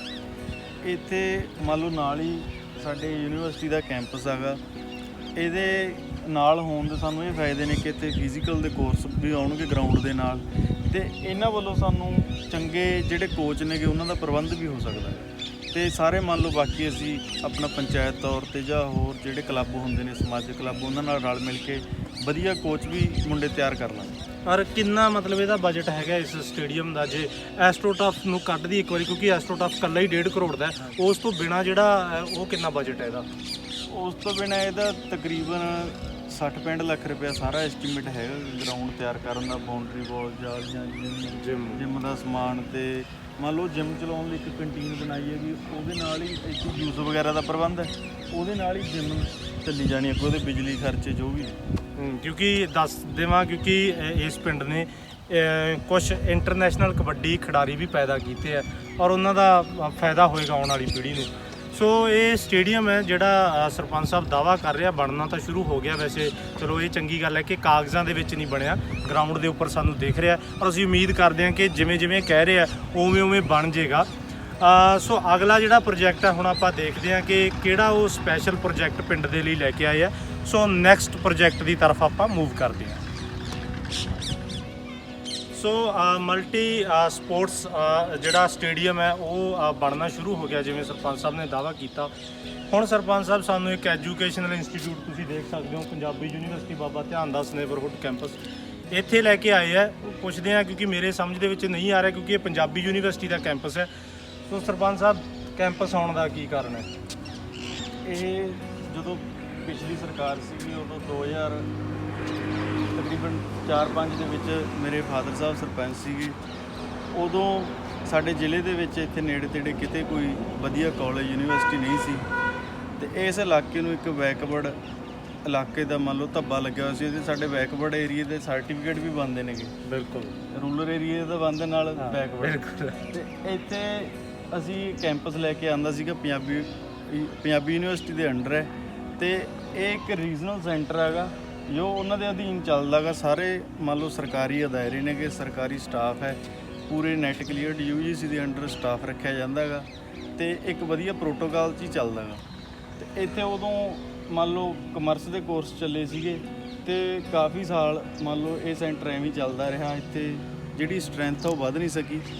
ਇਸ ਵਾਰ ਅਸੀਂ ਪਿਛਲੇ ਸਾਲ ਤੋਂ ਕੁਝ ਨਵੇਂ ਕੋਰਸ ਲੈ ਕੇ ਆਉਂਦੇ ਨੇਗੇ ਜਿਹੜੇ ਇਸ ਇਲਾਕੇ ਦੇ ਨਾਲ ਮੰਨ ਲਓ ਆਰਟਸ ਦੇ ਨਾਲ ਜੁੜੇ ਹੋਏ ਸੀ, ਨਾਲ BBA MCOM ਵਗੈਰਾ, ਤੇ ਹੁਣ ਇੱਥੇ 600 ਪਲੱਸ ਸਟਰੈਂਥ। ਅੱਛਾ, ਮੈਂ ਜਦੋਂ ਇਸ ਕੈਂਪਸ ਦੇ ਬਾਰੇ ਤੁਸੀਂ ਦੱਸ ਰਹੇ ਸੀ ਜਾਂ ਇਸ ਡਾਕੂਮੈਂਟਰੀ ਤੋਂ ਪਹਿਲਾਂ ਮੈਂ ਥੋੜੀ ਰਿਸਰਚ ਕਰ ਰਿਹਾ ਸੀ, ਮੈਨੂੰ ਇਹ ਵੀ ਸੁਣਨ ਦੇ ਵਿੱਚ ਆਇਆ ਕਿ ਜਿਹੜੇ ਕੋਰਸ ਹੈ ਇਹ ਤੁਸੀਂ ਪਰਸਨਲ ਆਪਣੇ ਲਿੰਕਾਂ ਦੇ ਨਾਲ ਲੈ ਕੇ ਆਏ ਹੋ ਔਰ ਜਦੋਂ ਤੁਸੀਂ ਇਹ ਬਣਵਾਇਆ ਉਸ ਤੋਂ ਬਾਅਦ ਇਹ ਕਾਫੀ ਜੱਦੋ-ਜਹਿਦ ਨਾਲ ਕਾਮਯਾਬ ਹੋਇਆ ਕਿਉਂਕਿ ਕਿਤੇ ਨਾ ਕਿਤੇ ਕੁਝ ਲੋਕ ਇਹਦੇ ਖਿਲਾਫ ਵੀ ਸਨ ਕਿ ਨਹੀਂ ਬਣਨਾ ਚਾਹੀਦਾ। ਉਹ ਕੀ ਮਤਲਬ ਪੂਰਾ ਮਾਜਰਾ ਸੀਗਾ? ਇਹ ਮੰਨ ਲਓ ਇਲਾਕੇ ਦੇ ਵਿੱਚ ਪਹਿਲਾਂ ਤੋਂ ਹੀ ਜਿਵੇਂ ਪੋਲੀਟੀਕਲੀ ਕਹਿ ਦਿੰਦੇ ਸੀ ਕਿ ਇਸ ਇਲਾਕੇ ਨੂੰ ਤਰੱਕੀ ਨਹੀਂ ਹੋਣ ਦਿੰਦੇ ਐਜੂਕੇਸ਼ਨ ਦੇ ਖੇਤਰ ਦੇ ਵਿੱਚ। ਤੇ ਜਦੋਂ ਮੰਨ ਲਓ ਮੈਂ ਜਦੋਂ ਸਰਪੰਚ ਬਣਿਆ ਉਸ ਤੋਂ ਬਾਅਦ ਮੈਂ ਉੱਥੇ ਯੂਨੀਵਰਸਿਟੀ ਰੋਜ਼ ਰਜਿਸਟਰਾਰ ਸਾਹਿਬ ਨਾਲ VC ਸਾਹਿਬ ਨਾਲ ਵਾਹ ਵਾਸਤਾ ਰਹਿੰਦਾ ਸੀ ਯੂਨੀਵਰਸਿਟੀ ਜਾਂ ਕਾਲਜ ਦੇ ਕੰਮਾਂ ਦੇ ਵਿੱਚ, ਤੇ ਮੈਂ ਉਹਨਾਂ ਨੂੰ ਪਰਸਨਲੀ ਮਿਲ ਕੇ ਮੰਗ ਕੀਤੀ ਸੀ ਕਿ ਸਾਡੇ ਇਲਾਕੇ ਦੇ ਵਿੱਚ ਇਹ ਕੋਰਸ ਚੱਲਦੇ ਨੇ, ਜਿਵੇਂ ਸਕੂਲਾਂ ਦੇ ਵਿੱਚ ਆਰਟਸ ਨਾਲ ਬੱਚੇ ਕਰਦੇ ਨੇਗੇ, ਤਾਂ ਜਦੋਂ ਸਕੂਲਾਂ ਦੇ ਵਿੱਚ ਮੰਨ ਲਓ ਆਰਟਸ ਹੈਗੀ ਉੱਥੇ BCom ਵਗੈਰਾ ਨਹੀਂ ਹੈਗੀ, ਸਾਇੰਸ ਦੇ ਕੋਰਸ ਨਹੀਂ, ਤਾਂ ਇੱਥੇ ਉਹ ਕੋਰਸ ਨਹੀਂ ਚੱਲ ਸਕਦੇ ਸੀ MBA ਦੇ। ਬਿਲਕੁਲ। ਫਿਰ ਇਹਦੇ ਨਾਲ ਰਿਲੇਟਡ ਕੋਰਸ ਲਏ ਤੇ ਹੁਣ ਮੰਨ ਲਓ ਜੇ ਇੱਥੇ BCom ਤੇ MCOM PGDCA ਜੇ ਹੈਗੇ ਤਾਂ ਉਹ ਸਕੂਲਾਂ ਦੇ ਵਿੱਚ ਉਹ ਕੋਰਸ ਹੁਣ ਸਕੂਲਾਂ 'ਚ ਸ਼ੁਰੂ ਕੀਤੇ ਵੀ ਉੱਥੋਂ ਮੰਨ ਲਓ ਬੱਚਾ ਤਿਆਰ ਹੋ ਕੇ ਦੁਬਾਰਾ ਇੱਥੇ ਐਡਮਿਸ਼ਨ ਲਵੇ। ਤੇ ਇਹਦੀਆਂ ਫੀਸਾਂ ਬਹੁਤ ਜ਼ਿਆਦਾ ਘੱਟ ਨੇ। ਜੋ SC ਵਰਗ ਹੈ ਉਹਨਾਂ ਤੋਂ ਸਿਰਫ ਮੰਨ ਲਓ 120 ਰੁਪਏ ਫਾਰਮ ਦੀ ਫੀਸ ਹੀ ਲੱਗਦੀ ਹੈ, ਫ੍ਰੀ ਪੜ੍ਹਾਈ। ਔਰ ਇੱਥੇ ਮੈਂ ਇਹ ਵੀ ਦਰਸ਼ਕਾਂ ਨੂੰ ਦੱਸਣਾ ਚਾਹਾਂਗਾ ਕਿ ਅਸੀਂ ਇਹਦਾ ਹੋਣਾ ਇੱਥੇ ਇਸ ਲਈ ਵੀ ਮੈਨੂੰ ਚੰਗਾ ਲੱਗ ਰਿਹਾ, ਸਰਪੰਚ ਸਾਹਿਬ ਦੀ ਗੱਲ 'ਤੇ ਮੈਂ ਵਿਸ਼ਵਾਸ ਕਰ ਰਿਹਾ ਕਿਉਂਕਿ ਅਸੀਂ ਪੰਜਾਬ ਦੇ ਉਸ ਇਲਾਕੇ ਦੇ ਵਿੱਚ ਖੜ੍ਹੇ ਹਾਂ ਜਿੱਥੇ PG ਦੇ ਵਿੱਚ ਲੜਕੀਆਂ ਨੂੰ ਭੇਜਣਾ ਤਾਂ ਦੂਰ, ਜੇ ਦੂਰ ਕਾਲਜ ਹੋਵੇ ਤਾਂ ਬੱਸ 'ਤੇ ਭੇਜਣਾ ਵੀ ਮਾਂ-ਬਾਪ ਪ੍ਰੈਫਰ ਨਹੀਂ ਕਰਦੇ, ਇਸ ਨਾਲੋਂ ਛੇਤੀ ਵਿਆਹ ਦੇਣਾ ਜ਼ਿਆਦਾ ਪ੍ਰੈਫਰ ਕਰਦੇ। ਸੋ ਪਿੰਡਾਂ ਦੇ ਵਿੱਚ ਇਸ ਤਰ੍ਹਾਂ ਦੇ ਇੰਸਟੀਟਿਊਸ਼ਨਸ ਦਾ ਹੋਣਾ ਵਾਕਈ ਬਹੁਤ ਵਧੀਆ ਗੱਲ ਹੈ। ਸੋ ਅਗਲਾ ਕੰਮ ਦੇਖਦੇ ਹਾਂ ਕਿ ਅਮਨ ਗੁਰਵੀਰ ਕੀ ਜੋ ਦਾਅਵਾ ਕਰਦੇ ਆ, ਅਗਲਾ ਕਿਹੜਾ ਖਾਸ ਪ੍ਰੋਜੈਕਟ ਹੈ ਉਹ ਲੈ ਕੇ ਆਏ। ਸੋ ਯੂਨੀਵਰਸਿਟੀ ਦੇ ਬਾਰੇ ਆਪਾਂ ਜਾਣਿਆ ਕਿਉਂਕਿ ਕਿਸੇ ਵੀ ਮੁਆਸ਼ਰੇ ਦੇ ਵਿੱਚ ਵਿੱਦਿਅਕ ਅਦਾਰਿਆਂ ਦਾ ਹੋਣਾ ਬਹੁਤ ਜ਼ਰੂਰੀ ਹੈ। ਜੇਕਰ ਵਿੱਦਿਅਕ ਅਦਾਰੇ ਪਹੁੰਚ ਤੋਂ ਬਾਹਰ ਹੋਣਗੇ, ਦੂਰ ਹੋਣਗੇ ਜਾਂ ਬਹੁਤ ਮਹਿੰਗੇ ਹੋਣਗੇ ਤਾਂ ਜਿਹੜਾ ਸਾਡਾ ਮੁਆਸ਼ਰਾ ਹੈ, ਸਾਡੇ ਨੌਜਵਾਨ, ਸਾਡੇ ਬੱਚੇ ਤਰੱਕੀ ਨਹੀਂ ਕਰ ਸਕਣਗੇ। ਸੋ ਇਸ ਮਿਸ਼ਨ ਦੇ ਵਿੱਚ ਵੀ ਮੈਨੂੰ ਲੱਗਦਾ ਕਿ ਸਰਪੰਚ ਸਾਹਿਬ ਪਾਸ ਹੋ ਗਿਆ। ਵੈਸੇ ਵਿਊਅਰਸ ਨੇ ਦੱਸਣਾ, ਸਾਡਾ ਕੰਮ ਸਿਰਫ ਦਿਖਾਉਣਾ ਹੈ। ਸੋ ਅਗਲੇ ਪ੍ਰੋਜੈਕਟ ਸਾਈਟ ਦੇ ਉੱਪਰ ਅਸੀਂ ਪਹੁੰਚੇ ਹਾਂ। ਸਰਪੰਚ ਸਾਹਿਬ ਦੱਸਣਗੇ ਅਮਨ ਕੀ ਚੀਜ਼ ਹੈ ਵੀਰੇ, ਹੁਣ ਆਪਾਂ ਕੀ ਖਾਸੀਅਤ ਹੈ? ਇਹ ਪਿੰਡ ਝਨੀਰ ਦਾ ਸ਼ਮਸ਼ਾਨ ਘਾਟ ਹੈ, ਜੋ ਇੱਕ ਵੱਡਾ ਕਸਬਾ ਗਾ ਤੇ ਇੱਕੋ ਹੀ ਸ਼ਮਸ਼ਾਨ ਘਾਟ ਹੈਗਾ ਵੱਡੇ ਪਿੰਡ ਦੇ ਵਿੱਚ। ਇੱਕੋ ਹੀ ਗੁਰਦੁਆਰਾ ਸਾਹਿਬ, ਇੱਕੋ ਹੀ ਸ਼ਮਸ਼ਾਨ ਘਾਟ। ਤੇ ਸ਼ਮਸ਼ਾਨ ਘਾਟ ਤੁਸੀਂ ਦੇਖ ਸਕਦੇ ਹੋ ਕਿ ਇਹ ਦੇਖਣ ਨੂੰ ਲੱਗਦਾ ਨਹੀਂਗਾ ਕਿ ਇਹ ਕੋਈ ਸ਼ਮਸ਼ਾਨ ਘਾਟ ਹੈਗਾ। ਇਹ ਬਣਾਉਣ ਪਿੱਛੇ ਵੀ ਕੁਝ ਮੰਨ ਲਓ ਇੱਛਾ ਸੀਗੀ, ਉਹ ਤੁਹਾਨੂੰ ਮੈਂ ਬਾਅਦ 'ਚ ਦੱਸੂਗਾ। ਇੱਕ ਵਾਰ ਤੁਸੀਂ ਸਾਰਾ ਅੱਜ ਆਪਾਂ ਚੱਲਦੇ ਦੇਖਦੇ ਹਾਂ। ਔਰ ਵਾਕਈ ਕਿਉਂਕਿ ਸ਼ਹਿਰਾਂ ਦੇ ਵਿੱਚ ਆਪਾਂ ਅਕਸਰ ਦੇਖਦੇ ਹਾਂ ਕਿ ਪਿੰਡਾਂ ਦੇ ਵਿੱਚ ਤਾਂ ਵੈਸੇ ਹੀ ਲੱਗ ਜਾਂਦਾ ਕਿ ਭੂਤ ਉੱਠ ਕੇ ਮਗਰ ਪੈ ਜਾਣਗੇ, ਕਿਉਂਕਿ ਉਹਨਾਂ ਦੀ ਹਾਲਤ ਹੀ ਇੰਨੀ ਬੱਤਰ ਹੁੰਦੀ ਹੈ। ਪਰ ਜੇ ਤੁਸੀਂ ਸਿਟੀਜ਼ ਦੇ ਸ਼ਮਸ਼ਾਨ ਘਾਟ ਦੇਖੋਗੇ ਨਾ ਤਾਂ ਤੁਹਾਨੂੰ ਲੱਗੂਗਾ ਨਹੀਂ ਕਿ ਤੁਹਾਨੂੰ ਲੱਗੂਗਾ ਅਸੀਂ ਕਿਸੇ ਪਾਰਕ ਦੇ ਵਿੱਚ ਆ। ਵਾਕਈ ਉਹ ਜਗ੍ਹਾ ਨੂੰ ਜਿਹੜਾ ਯੂਟੀਲਾਈਜ਼ ਕੀਤਾ ਜਾਂਦਾ। ਸੋ ਕੁਛ ਪਹਿਲਾਂ ਆਪਾਂ ਸ਼ਾਰਟਸ ਦੇਖ ਲਈਏ, ਫਿਰ ਸਰਪੰਚ ਸਾਹਿਬ ਨਾਲ ਗੱਲਬਾਤ ਕਰਦੇ ਹਾਂ।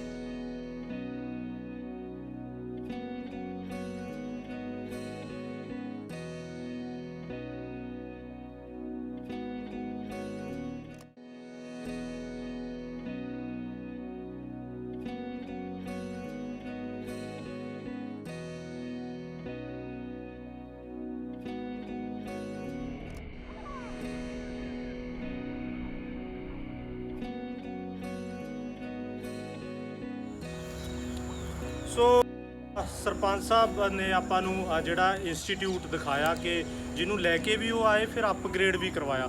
ਸੋ ਉਸ ਤੋਂ ਬਾਅਦ ਆਪਾਂ ਪਿੰਡ ਦੇ ਰਾਮ ਬਾਗ ਦੇ ਵਿੱਚ ਆ, ਜਿਸ ਨੂੰ ਸ਼ਮਸ਼ਾਨ ਘਾਟ ਵੀ ਕਿਹਾ ਜਾਂਦਾ ਹੈ, ਜਾਂ ਕਹਿ ਲਿਆ ਜਾਵੇ ਕਿ ਇਨਸਾਨ ਦੀ ਆਖਰੀ ਮੰਜ਼ਿਲ। ਜਦੋਂ ਇਨਸਾਨ ਆਪਣੇ ਸਵਾਸਾਂ ਦੀ ਪੂੰਜੀ ਪੂਰੀ ਕਰਦਾ ਤਾਂ ਜਿਹੜਾ ਆਪਣਾ ਹਿੰਦੂ ਸਿੱਖ ਰਵਾਇਤ ਦੇ ਮੁਤਾਬਕ ਉਸ ਨੂੰ ਸ਼ਮਸ਼ਾਨ ਘਾਟ ਦੇ ਵਿੱਚ ਜਿਹੜਾ ਅਗਨੀ ਭੇਟ ਕੀਤਾ ਜਾਂਦਾ ਹੈ। ਸੋ ਅਮਨ ਗੁਰਵੀਰ, ਇਹਦੇ ਪਿੱਛੇ ਦੀ ਕੀ ਕਹਾਣੀ ਹੈ? ਤੁਸੀਂ ਦੱਸ ਰਹੇ ਸੀ ਕਿ ਇਸ ਸ਼ਮਸ਼ਾਨ ਘਾਟ ਦੀ ਇੱਕ ਬੜੀ ਲੰਬੀ ਚੌੜੀ ਔਰ ਬੜੀ ਵੱਖਰੀ ਜੀ ਇੱਕ ਇਹਨੂੰ ਡਿਵੈਲਪ ਕਰਨ ਦੀ ਸਟੋਰੀ ਹੈ। ਸੋ ਕੀ ਪੂਰੀ ਗੱਲਬਾਤ ਹੈ? ਇਹ ਤੇ ਪਹਿਲਾਂ ਇੱਕ ਮੰਨ ਲਓ ਕੱਚਾ ਜਿਹਾ ਸੀਗਾ ਤੇ ਦੇਖਣ ਨੂੰ ਇੱਕ ਭਿਆਨਕ ਜਿਹਾ ਰੂਪ ਹੁੰਦਾ। ਵਾਕਿਆ ਚ ਮਲੇ ਝਾੜੀਆਂ ਬਹੁਤ ਸੀ ਇਹਦੇ ਵਿੱਚ। ਜਦੋਂ ਮੰਨ ਲਓ ਕੋਈ ਬਾਹਰੋਂ ਕਿਸੇ ਨੇ ਆਉਣਾ, ਵੱਡਾ ਕਸਬਾ ਗਾ, ਰੋਜ਼ ਕੋਈ ਨਾ ਕੋਈ ਆਏ ਦਿਨ ਮੌਤ ਹੋਈ ਰਹਿੰਦੀ ਹੈ, ਤਾਂ ਬਾਹਰਲੇ ਲੋਕਾਂ ਨੂੰ ਮੰਨ ਲਓ ਲੱਗਦਾ ਸੀ ਕਿ ਇੰਨਾ ਵੱਡਾ ਪਿੰਡ ਹੈ, ਇੱਕ ਸ਼ਮਸ਼ਾਨ ਘਾਟ ਆ, ਬਿਲਕੁਲ ਮੰਨ ਲਓ ਸਾਂਭ ਸੰਭਾਲ ਨਹੀਂ। ਤੇ ਇੱਕ ਮੇਰੀ ਇੱਛਾ ਸੀ, ਜਿਵੇਂ ਆਪਾਂ ਕਹਿੰਦੇ ਆ ਕਿ ਹਰ ਬੰਦੇ ਨੇ ਇੱਥੇ ਹੀ ਆਉਣਾ ਹੈ, ਇਹਦਾ ਨਾਮ ਅਸੀਂ ਰੱਖਿਆ ਅਸਲੀ ਘਰ। ਠੀਕ ਹੈ। ਤੇ ਜਿਹੜਾ ਇਹ ਪਾਰਕ ਬਣਾਇਆ ਗਾ, ਇਹ ਇਸ ਕਰਕੇ ਬਣਾਇਆ ਜਿਵੇਂ ਮੰਨ ਲਓ ਪਿੰਡਾਂ ਦੇ ਵਿੱਚ ਹੁੰਦਾ ਗਾ, ਜਿਹੜੀਆਂ ਲੇਡੀਜ਼ ਹੁੰਦੀਆਂ ਨੇ ਬਾਹਰ ਹੀ ਰੁਕ ਜਾਂਦੀਆਂ ਨੇ। ਬਿਲਕੁਲ। ਉਹ ਇੱਥੇ ਤੱਕ ਆਉਂਦੀਆਂ ਵੀ ਨੇ। ਸੰਸਕਾਰ ਵਾਲਾ ਅਸੀਂ ਇੱਕ ਸਾਈਡ ਅਲੱਗ ਕਰ ਦਿੱਤਾ। ਤੇ ਨਾਲੇ ਇੱਥੇ ਜਿਹੜੀ ਗੱਲ ਹੈ ਕਿ ਜਦੋਂ ਕੋਈ ਵੀ ਦੁਖੀ ਹੋ ਕੇ ਆਉਂਦਾ ਗਾ, ਜਦੋਂ ਇਹਦੇ ਅੰਦਰ ਐਂਟਰ ਕਰਦਾ ਗਾ ਤਾਂ ਉਹਦਾ ਮਨ ਇੱਧਰ ਨੂੰ ਲੱਗ ਜਾਂਦਾ ਗਾ ਤੇ ਉਹਦਾ ਜਿਹੜਾ ਦੁੱਖ ਹੈ ਉਹ ਘਟਦਾ ਗਾ। ਬਿਲਕੁਲ, ਮਾਈਂਡ ਡਾਇਵਰਟ ਹੋ ਜਾਂਦਾ। ਇਹ ਗੱਲ ਸੋਚ ਕੇ ਅਸੀਂ ਇੱਧਰ ਇਹ ਪਾਰਕ ਦਾ ਦ੍ਰਿਸ਼ ਦਿੱਤਾ ਤੇ ਇਸ ਸਾਈਡ ਸੰਸਕਾਰ ਛੱਡਿਆ। ਸੋ ਇਹਦੇ ਉੱਪਰ ਕਿਉਂਕਿ ਜਿਸ ਤਰ੍ਹਾਂ ਚਲੋ ਮੈਂ ਵੀ ਇਸ ਪਿੰਡ ਦਾ ਜੰਮ ਪਲਿਆ, ਇਸ ਦੇ ਵਿੱਚ ਜਿਹੜੀਆਂ ਝਾੜੀਆਂ ਸੀਗੀਆਂ, ਮੈਨੂੰ ਇਹ ਵੀ ਪਤਾ ਲੱਗਾ ਸੀ ਜਦੋਂ ਤੁਸੀਂ ਇਸ ਦਾ ਨਵੀਨੀਕਰਨ ਕਰ ਰਹੇ ਸੀ ਕਿ ਉਹਨਾਂ ਨੂੰ ਪੱਟਣਾ ਵੀ ਇੱਕ ਬਹੁਤ ਵੱਡਾ ਮਸਲਾ ਸੀ। ਉਹਦੇ ਵਿੱਚ ਕੁਝ ਟੈਕਨੀਕਲ ਕਿੰਨੀ ਕੁ ਮਿਹਨਤ ਮਸ਼ੱਕਤ ਲੱਗੀ ਔਰ ਕਿੰਨਾ ਕਿ ਇਹਦੇ ਉੱਪਰ ਜਿਹੜਾ ਤੁਹਾਡਾ ਰੈਵਨਿਊ ਖਰਚ ਹੋ ਚੁੱਕਿਆ ਹੁਣ ਤੱਕ? ਇਸ ਦੇ ਉੱਪਰ ਮੰਨ ਲਓ ਕੰਮ ਜਦੋਂ ਤੋਂ ਮੈਂ ਸਰਪੰਚ ਬਣਿਆ ਹੌਲੀ ਹੌਲੀ ਚੱਲਦੇ ਰਿਹਾ ਹੈਗਾ। ਇਹ ਜਿਹੜਾ ਬਣਾਇਆ ਗਿਆ ਇੱਕ ਲੈਂਡਸਕੇਪਿੰਗ ਦੀ ਤਰ੍ਹਾਂ ਬਣਾਇਆ ਹੈਗਾ ਤੇ ਇਹਦੇ ਤੋਂ ਖਰਚਾ ਤਕਰੀਬਨ ਹੁਣ ਤੱਕ 15 ਤੋਂ 20 ਲੱਖ ਰੁਪਇਆ ਆ ਚੁੱਕਿਆ ਸਾਰੇ ਪ੍ਰੋਜੈਕਟ 'ਤੇ। ਸਾਰਾ ਉਸ ਸਾਈਡ ਤੋਂ ਪੱਕਾ ਕੀਤਾ ਗਾ। ਇੱਧਰ ਪਾਰਕ ਬਣਾਇਆ ਗਾ। ਇਹ ਕਈ ਲੋਕ ਕਹਿ ਦਿੰਦੇ ਨੇ ਕਿ ਸ਼ਮਸ਼ਾਨ ਘਾਟ 'ਤੇ ਪੈਸੇ ਲਾਈ ਜਾਂਦੇ। ਸ਼ਮਸ਼ਾਨ ਘਾਟ ਵੀ ਇੱਕ ਜ਼ਰੂਰੀ ਹਿੱਸਾ ਗਾ ਆਪਣੇ ਮੰਨ ਲਓ ਜ਼ਿੰਦਗੀ ਦਾ। ਇੱਥੇ ਵੀ ਮੇਰਾ ਜਿਵੇਂ ਮੈਂ ਦੱਸਿਆ ਸੀ ਕਿ ਬੰਦੇ ਦਾ ਮਨ ਉਦੋਂ ਉਦਾਸ ਹੁੰਦਾ, ਇੱਥੇ ਆ ਕੇ ਉਹ ਥੋੜ੍ਹੇ ਸ਼ਾਂਤੀ ਮਹਿਸੂਸ ਹੁੰਦੀ ਆ। ਤੇ ਮੈਨੂੰ ਬਣਾਉਣਾ ਚਾਹੁੰਦਾ ਇੱਕ ਲੋਕਾਂ 'ਚ ਜਿਹੜੇ ਵਹਿਮ ਭਰਮ ਜਿਹੜਾ ਭੈ ਹੁੰਦਾ ਬਿਲਕੁਲ ਵੀ ਉਹਦੇ ਕਰਕੇ, ਜਿਵੇਂ ਇੱਥੇ ਨਾਲ ਇਹ ਟਰੈਕ ਤਿਆਰ ਹੋਣਾ ਗਾ। ਹੁਣੇ ਮੰਨ ਲਓ ਕੱਖ ਜੇ ਹੋਏ ਪਏ ਨੇਗੇ, ਹਜੇ ਨਾਲ ਇੱਥੇ ਇੰਟਰਲੋਕ ਲੱਗ ਕੇ ਇੱਕ ਟਰੈਕ ਤਿਆਰ ਹੋਣਾ ਸੈਰ ਕਰਨ ਲਈ। ਤੇ ਉਸ ਸਾਈਡ ਇੱਕ ਤੁਸੀਂ ਦੇਖੋ ਜਾਂਦੇ ਇੱਕ ਪਿੱਚ ਬਣੀ ਹੋਈ ਹੈਗੀ। ਇਹ ਸਾਡੇ ਇੱਥੇ ਸਟੇਟ ਦੇ 1-2 ਮੁੰਡੇ ਖੇਡਦੇ ਸੀ ਕ੍ਰਿਕਟ। ਬਿਲਕੁਲ। ਉਹ ਉੱਥੇ ਨੈਟ ਲੱਗ ਕੇ ਇੱਥੇ ਮੰਨ ਲਓ ਖੇਡਦੇ ਰਹੇ ਨੇ। ਜਿਹੜਾ ਮਨਾਂ ਦੇ ਵਿੱਚ ਲੋਕਾਂ ਦੇ ਵਹਿਮ ਤੇ ਮੰਨ ਲਓ ਭੈ ਬਣਾਇਆ ਹੋਇਆ ਸੀਗਾ, ਉਹ ਗੱਲਾਂ ਤੋਂ ਮੈਂ ਉੱਪਰ ਉੱਠ ਕੇ ਚੱਲਿਆ। ਸੋ ਬਿਲਕੁਲ, ਕਿਉਂਕਿ ਇਹ ਪਿੰਡਾਂ ਦਾ ਇਲਾਕਾ ਔਰ ਇੱਥੇ ਵਹਿਮ ਭਰਮ ਬੜੇ ਜ਼ਿਆਦਾ ਹੈ। ਕਿਉਂਕਿ ਪਹਿਲਾਂ ਜੋ ਇਸ ਦੀ ਹਾਲਤ ਸੀਗੀ, ਲੋਕ ਕੋਲੋਂ ਦੀ ਵੀ ਲੰਘਣਾ ਪਸੰਦ ਨਹੀਂ ਕਰਦੇ ਸੀ ਕਿ ਕਿਤੇ ਭੂਤ ਹੀ ਨਾ ਚਿੰਬੜ ਜਾਏ। ਪਰ ਵਾਕਈ ਇਹ ਸਹੀ ਗੱਲ ਹੈ ਕਿ ਜੇ ਇਸ ਦੀ ਹਾਲਤ ਅੱਛੀ ਹੋਏਗੀ ਤਾਂ, ਕਿਉਂਕਿ ਨੇੜੇ ਸੜਕ ਵੀ ਇੱਥੋਂ ਕੱਚੀ ਸੜਕ ਜਾਂਦੀ ਔਰ ਨੇੜੇ ਘਰ ਵੀ ਨੇ, ਸੋ ਉਹਨਾਂ ਲੋਕਾਂ ਨੂੰ ਈਜ਼ੀ ਹੋ ਜਾਏਗਾ ਰਾਤ ਨੂੰ ਇੱਥੋਂ ਦੀ ਲੰਘਣਾ, ਉਹ ਐਕਸੈਸ ਹੋ ਜਾਏਗਾ। ਸੋ ਅਗਲੀ ਸਾਈਟ ਆਪਾਂ ਦੇਖਦੇ ਹਾਂ ਦਾਅਵਿਆਂ ਦੀ ਜਾਂਚ ਆਪਾਂ ਕਰ ਰਹੇ ਹਾਂ ਕਿ ਨੌਜਵਾਨ ਸਰਪੰਚ ਨੇ ਵਾਕਈ ਉਹ ਕੋਈ ਕੰਮ ਕਰ ਰਹੇ ਨੇ ਜਾਂ ਨੌਜਵਾਨ ਸਰਪੰਚ ਹੋਣ ਦੀ ਫੀਲਿੰਗ ਲੈ ਰਹੇ ਆ। ਹੁਣ ਤੱਕ ਜਿਹੜੇ ਉਹਨਾਂ ਨੇ ਕਾਫੀ ਪ੍ਰੋਜੈਕਟ ਦਿਖਾਤੇ, ਕੁਝ ਅੱਗੇ ਪ੍ਰੋਜੈਕਟ ਜਿਹੜੇ ਉਹ ਕਹਿੰਦੇ ਆ ਕਿ ਮੈਂ ਲੈ ਕੇ ਆਇਆ ਪਰਸਨਲ, ਯਾਨੀ ਕਿ ਬਿਲਕੁਲ ਉਹਨਾਂ ਦੀ ਪਾਰਟੀ ਨੇ ਮਦਦ ਕੀਤੀ ਹੋਏਗੀ, ਬਟ ਉਹਨਾਂ ਦੀ ਸੋਚ ਹੈ ਕਿ ਵੀ ਜੇ ਮੇਰੀ ਸੋਚ ਸੀ ਮੈਂ ਸਰਕਾਰ ਕੋਲੇ ਤਜਵੀਜ਼ ਲੈ ਕੇ ਗਿਆ ਕਿ ਸਾਨੂੰ ਇਹ ਚੀਜ਼ਾਂ ਦਿਓ। ਸੋ ਨੈਕਸਟ ਪ੍ਰੋਜੈਕਟ ਦੀ ਤਰਫ ਆਪਾਂ ਜਾਂਦੇ ਹਾਂ, ਆਓ ਮੇਰੇ ਨਾਲ ਔਰ ਸਾਰੀ ਪੜਤਾਲ ਕਰਦੇ ਹਾਂ।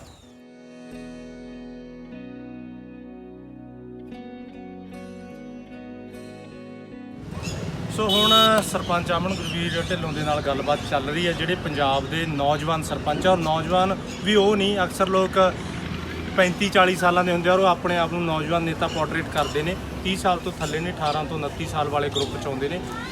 ਪਿੰਡ ਦੀ ਜਿਹੜੀ ਪੜਤਾਲ ਆਪਾਂ ਕਰਦੇ ਹਾਂ ਕਿ ਕੀ ਇਹਨਾਂ ਨੇ ਵਿਕਾਸ ਕਾਰਜ ਕਰਵਾਏ ਆ। ਸੋ ਅਗਲੀ ਸਾਈਟ ਤੇ ਪਹੁੰਚੇ ਆ, ਅਮਨ ਗੁਰਵੀਰ ਵੀਰ ਦੇ ਮੂੰਹੋਂ ਸੁਣਦੇ ਆ ਕਿ ਇਹ ਜਿਹੜਾ ਪ੍ਰੋਜੈਕਟ ਹੈ ਕਿੰਨੀ ਲਾਗਤ ਹੈ ਔਰ ਕੀ ਮਕਸਦ ਹੈ ਇਹਨੂੰ ਬਣਾਉਣ ਦਾ। ਇਹ ਜਿਹੜਾ ਪ੍ਰੋਜੈਕਟ ਹੈ ਇੱਕ ਮੋਟਰ ਲਾ ਕੇ ਇਹ ਮੰਨ ਲਓ ਇੱਕ ਖੂਹ ਬਣਾਇਆ ਹੈਗਾ 20-25 ਫੁੱਟ ਡੂੰਘਾ। ਠੀਕ ਹੈ। ਇੱਥੇ ਇਸ ਸਾਈਡ ਜਿਹੜਾ ਹੈਗਾ ਸੂਆ ਚੱਲਦਾ ਗਾ, ਜਿਹੜੀ ਛੋਟੀ ਨਹਿਰ ਹੁੰਦੀ ਹੈ। ਬਿਲਕੁਲ। ਦੂਸਰੀ ਸਾਈਡ ਸਾਰਾ ਬਾਜ਼ਾਰ ਹੈਗਾ, ਸੜਕ ਵਾਲਾ ਹਿੱਸਾ ਆ ਗਿਆ। ਇਸ ਸਾਈਡ ਪਿੰਡ ਹੈ। ਮੰਨ ਲਓ ਇੱਥੇ ਤਕਰੀਬਨ 40-50 ਸਾਲਾਂ ਤੋਂ ਸਮੱਸਿਆ ਸੀਗੀ, ਜਿਹੜੇ ਇਸ ਸਾਈਡ ਵਾਲੇ ਲੋਕ ਸੀਗੇ ਉਹਨਾਂ ਦੇ ਪਾਣੀ ਦਾ ਨਿਕਾਸ ਨਹੀਂ ਸੀਗਾ। ਜਿੰਨਾ ਬਾਜ਼ਾਰ ਹੈ ਮੰਨ ਲਓ ਉਹਨਾਂ ਨੂੰ ਹਰ ਸਾਲ ਸੜਕਾਂ ਜਿਵੇਂ ਉੱਚੀਆਂ ਚੱਕੀਆਂ ਜਾਂਦੇ ਨੇ, ਇਹਨਾਂ ਨੂੰ ਦੁਕਾਨਾਂ ਮਕਾਨ ਉੱਚੇ ਚੱਕਣੇ ਪੈਂਦੇ ਸੀ, ਨਹੀਂ ਪਾਣੀ ਘਰਾਂ 'ਚ ਵੜਦਾ ਸੀ। ਉਹਦੇ ਨਾਲ ਜਿਹੜਾ ਮੰਨ ਲਓ ਇਹ ਹਸਪੀਟਲ ਹੈ ਇੱਧਰ, ਠੀਕ ਹੈ, ਹਸਪੀਟਲ 'ਚ ਪਾਣੀ ਵੜ ਜਾਂਦਾ ਸੀਗਾ। ਤੇ ਜਿਹੜਾ ਛੱਪੜ ਹੈ ਇੱਧਰੋਂ ਇਹ ਵੀ ਓਵਰਫਲੋ ਹੋ ਕੇ ਇੱਧਰ ਮੰਨ ਲਓ ਰਿਹਾਇਸ਼ ਏਰੀਆ ਹੈਗਾ ਉਹਦੇ ਵਿੱਚ ਮੰਨ ਲਓ ਭਰ ਜਾਂਦਾ ਸੀ। ਠੀਕ ਹੈ। ਇਹ ਸਮੱਸਿਆ ਨੂੰ ਅਸੀਂ ਹੱਲ ਕੀਤਾ ਗਾ, ਜਿਵੇਂ ਇੱਥੇ ਮੋਟਰ ਲਾ ਕੇ ਬਿਲਕੁਲ ਇਹ ਪਾਣੀ ਲਿਫਟ ਕਰਕੇ ਇਸ ਸਾਈਡ ਤੋਂ ਪਾਣੀ ਇੱਥੋਂ ਇਹਦੇ 'ਚ ਆ ਜਾਂਦਾ, ਉੱਧਰੋਂ ਪਿੰਡ ਦਾ ਪਾਣੀ ਹੈ। ਠੀਕ ਹੈ। ਇੱਥੋਂ ਲਿਫਟ ਕਰਕੇ ਅੱਗੇ ਪਾਈਪਲਾਈਨ ਪਾਈ ਹੈ, 4 ਕਿਲੋਮੀਟਰ ਪਾਈਪਲਾਈਨ ਹੈ। ਅੱਗੇ ਪੰਚਾਇਤੀ ਬਾਹਨ ਨੇਗੇ। ਠੀਕ ਹੈ। ਮੰਨ ਲਓ ਉਹ ਵੀ ਉਪਜਾਊ ਤੇ ਟਿੱਬੇ ਸੀਗੇ ਕੁੱਦੂ ਵਾਲਾ ਸਾਈਡ। ਠੀਕ ਹੈ। 4 ਕਿਲੋਮੀਟਰ ਪਾਈਪਲਾਈਨ ਪਾਈ ਹੈ, ਇੱਥੋਂ ਮੰਨ ਲਓ ਪ੍ਰੈਸ਼ਰ ਨਾਲ ਪਾਣੀ ਜਾਂਦਾ ਹੈ। ਠੀਕ ਹੈ। ਇਹ ਮੋਟਰ ਲਿਫਟ ਕਰਦੀ ਹੈ ਤੇ ਇਹ ਪਾਣੀ ਅੱਗੇ ਖੇਤਾਂ 'ਚ ਲੱਗਦਾ ਹੈਗਾ। ਠੀਕ ਹੈ। ਤਕਰੀਬਨ ਜਿੰਨੇ ਵੀ ਅੱਗੇ ਮੰਨ ਲਓ ਖੇਤੀਬਾੜੀ ਨਾਲ ਸੰਬੰਧਿਤ ਅੱਗੇ ਲੋਕ ਨੇਗੇ, ਠੀਕ ਹੈ, ਉਹ ਇਹ ਪਾਣੀ ਨੂੰ ਵਧੀਆ ਵਰਤਦੇ ਨੇਗੇ ਰੂਟੀਨ ਦੇ ਵਿੱਚ। ਵਧੀਆ ਫਸਲਾਂ ਇਹਦੀ ਵੀ ਸਫਾਈ ਹੁੰਦੀ ਹੈ ਪਾਣੀ ਦੀ। ਸਫਾਈ ਨਹੀਂ ਹੁੰਦੀ, ਪਰ ਜਦੋਂ ਰੋਜ਼-ਰੋਜ਼ ਪਾਣੀ ਵਰਤਿਆ ਜਾਂਦਾ ਤਾਂ ਗੰਦਾ ਹੀ ਨਹੀਂ ਹੁੰਦਾ। ਠੀਕ ਹੈ, ਮਤਲਬ ਉਹ ਜਿਹੜਾ ਲਿਫਾਫੇ ਵਗੈਰਾ ਉਹ ਇੱਥੇ ਰਹਿ ਜਾਂਦੇ ਆ। ਮਤਲਬ ਫੇਰ ਤੁਹਾਡੀ BSc ਐਗਰੀਕਲਚਰ ਪਿੰਡ ਦੇ ਕੰਮ ਆ ਗਈ। ਅੱਛਾ, ਇਹਦਾ ਬਜਟ ਕਿੰਨਾ ਹੈ? ਇਹਦੇ ਉੱਪਰ ਮੇਰੇ ਹਿਸਾਬ ਨਾਲ 30 ਤੋਂ 35 ਲੱਖ ਰੁਪਏ ਲੱਗਿਆ ਹੈਗਾ, ਕਿਉਂਕਿ ਜਿਹੜੀ ਪਾਈਪ ਹੈਗੀ, ਪਾਈਪ ਕਾਫੀ ਮਹਿੰਗੀ ਮਿਲਦੀ ਹੈ। 10 ਇੰਚੀ ਪਾਈਪਲਾਈਨ ਪਾਈ ਹੈ, 4 ਕਿਲੋਮੀਟਰ ਲੰਬਾਈ ਸੀਗੀ। ਤੇ ਇੱਧਰੋਂ ਵੀ ਜਿਵੇਂ ਪੱਥਰ ਦੀਆਂ ਪਾਈਪਾਂ, ਇਹਨੂੰ ਸਾਰੇ ਪਾਸੋਂ ਇੰਟਰਕਨੈਕਟ ਕਰਕੇ ਇੱਥੇ ਇਕੱਠਾ ਕੀਤਾ ਗਿਆ। ਕਿੰਨੀ ਦੂਰ ਜਾ ਕੇ ਫਿਰ ਇਹ ਪਾਣੀ ਨਿਕਲਦਾ? 4 ਕਿਲੋਮੀਟਰ। 4 ਕਿਲੋਮੀਟਰ। ਵੈਸੇ ਇੱਕ ਗੱਲ ਹੈ, ਨੌਜਵਾਨ ਸਰਪੰਚ ਹੋਣ ਦਾ ਵੈਸੇ ਥੋੜੀ ਮੈਂ ਫਨੀ ਗੱਲ ਕਰ ਰਿਹਾ ਕਿ ਮਾਹੌਲ ਥੋੜਾ ਸੁਖਾਵਾਂ ਬਣਿਆ ਰਵੇ। ਨੌਜਵਾਨ ਸਰਪੰਚ ਹੋਣ ਦਾ ਇਹ ਫਾਇਦਾ ਹੁੰਦਾ ਕਿ ਨੌਜਵਾਨ ਦਿਲ ਖੋਲ ਕੇ ਪੈਸਾ ਲਾਉਂਦੇ, ਜਦ ਕਿ ਬਜ਼ੁਰਗ ਸਰਪੰਚ ਦੀ ਜਿੰਨੇ ਪ੍ਰੋਜੈਕਟ ਇਹਨਾਂ ਨੇ ਦੱਸਿਆ 25-30 ਲੱਖ ਤੋਂ ਥੱਲੇ ਆ ਹੀ ਨਹੀਂ ਰਹੇ। ਕੋਈ ਛੋਟਾ ਸਾਨੂੰ ਪ੍ਰੋਜੈਕਟ ਵੀ ਗਿਣਾ ਦਿਓ, ਇਸ ਹਿਸਾਬ ਨਾਲ ਇਹਨਾਂ ਨੇ ਜਿਹੜਾ 1.5-2 ਕਰੋੜ ਗਿਣਾਤਾ। ਸੋ ਬਾਕੀ ਵੈਸੇ ਚੰਗੀ ਗੱਲ ਹੈ ਕਿ ਜਿਹੜੇ ਨੌਜਵਾਨ ਸਰਪੰਚ ਆ ਉਹ ਪੈਸੇ ਨੂੰ ਅਹਿਮੀਅਤ ਨਹੀਂ ਦਿੰਦੇ, ਜਦ ਕਿ ਜਿਹੜੇ ਪੁਰਾਣੇ ਸਰਪੰਚ ਹੁੰਦੇ ਆ ਉਹ ਫਿਊਚਰ ਲਈ ਪਿੰਡ ਲਈ ਸੇਵ ਕਰਕੇ ਰੱਖਣਾ ਜ਼ਿਆਦਾ ਪਸੰਦ ਕਰਦੇ ਆ। ਸੋ ਅਗਲਾ ਜਿਹੜਾ ਹੈਗਾ ਇਹ ਵਾਕਈ ਤੁਹਾਡਾ ਬਹੁਤ ਸ਼ਲਾਘਾਯੋਗ ਹੈ। ਮਤਲਬ ਜਾਨੀ 2 ਪਿੰਡ ਦੇ ਵਿੱਚ ਪਲਾਂਟ ਹੋ ਗਏ, ਮਤਲਬ ਉਧਰਲਾ ਕੋਨਾ ਔਰ ਇੱਧਰਲਾ, ਕਿਉਂਕਿ ਪਿੰਡ ਬਹੁਤ ਵੱਡਾ ਹੈ। ਵੱਡੇ ਪਿੰਡ ਦੇ 3 ਹਿੱਸਿਆਂ 'ਚ ਪਾਣੀ ਜਾਂਦਾ ਹੈ। ਬਿਲਕੁਲ। ਇਹ ਦੋਨੇ ਹਿੱਸੇ ਮੰਨ ਲਓ ਕਾਮਯਾਬ ਬਣਾ ਦਿੱਤੇ। ਬਿਲਕੁਲ। ਸੋ ਸਰਪੰਚ ਸਾਹਿਬ ਨੇ ਜਿੰਨੇ ਦਾਅਵੇ ਕੀਤੇ ਸੀ ਸਾਨੂੰ ਕਾਫੀ ਜਿਹੜੀਆਂ ਅਮਨ ਗੁਰਵੀਰ ਵੀਰ ਨੇ ਸਾਈਟਸ ਦਿਖਾਤੀਆਂ। ਸੋ ਆਪਾਂ ਹੁਣ ਸ਼ੋਅ ਦੇ ਐਂਡ ਵੱਲ ਚੱਲਦੇ ਹਾਂ। 1-2 ਸਾਈਟਸ ਇਹਨਾਂ ਨੇ ਦੱਸਿਆ ਕਿ 1-2 ਹੋਰ ਰਹਿ ਗਈਆਂ। ਸੋ ਆਪਾਂ ਉਹ ਦੇਖਦੇ ਹਾਂ ਔਰ ਜਾਣਦੇ ਹਾਂ ਕਿ ਜਿਹੜੇ ਦਾਅਵੇ ਕਰ ਰਹੇ ਉਹ ਵਾਕਈ ਸਹੀ ਹੈ ਜਾਂ ਸਿਰਫ ਕਾਗਜ਼ਾਂ ਦੇ ਉੱਪਰ ਹੀ ਝਰੀਟਾਂ ਮਾਰੀਆਂ ਗਈਆਂ ਨੇ। ਸੋ ਨੈਕਸਟ ਸਾਈਟ ਦੇ ਉੱਪਰ ਆਪਾਂ ਤੁਹਾਨੂੰ ਮਿਲਦੇ ਹਾਂ। ਚਲੋ ਫਿਰ ਆਪਾਂ ਨੈਕਸਟ ਸਾਈਟ ਤੇ ਚੱਲਦੇ ਹਾਂ।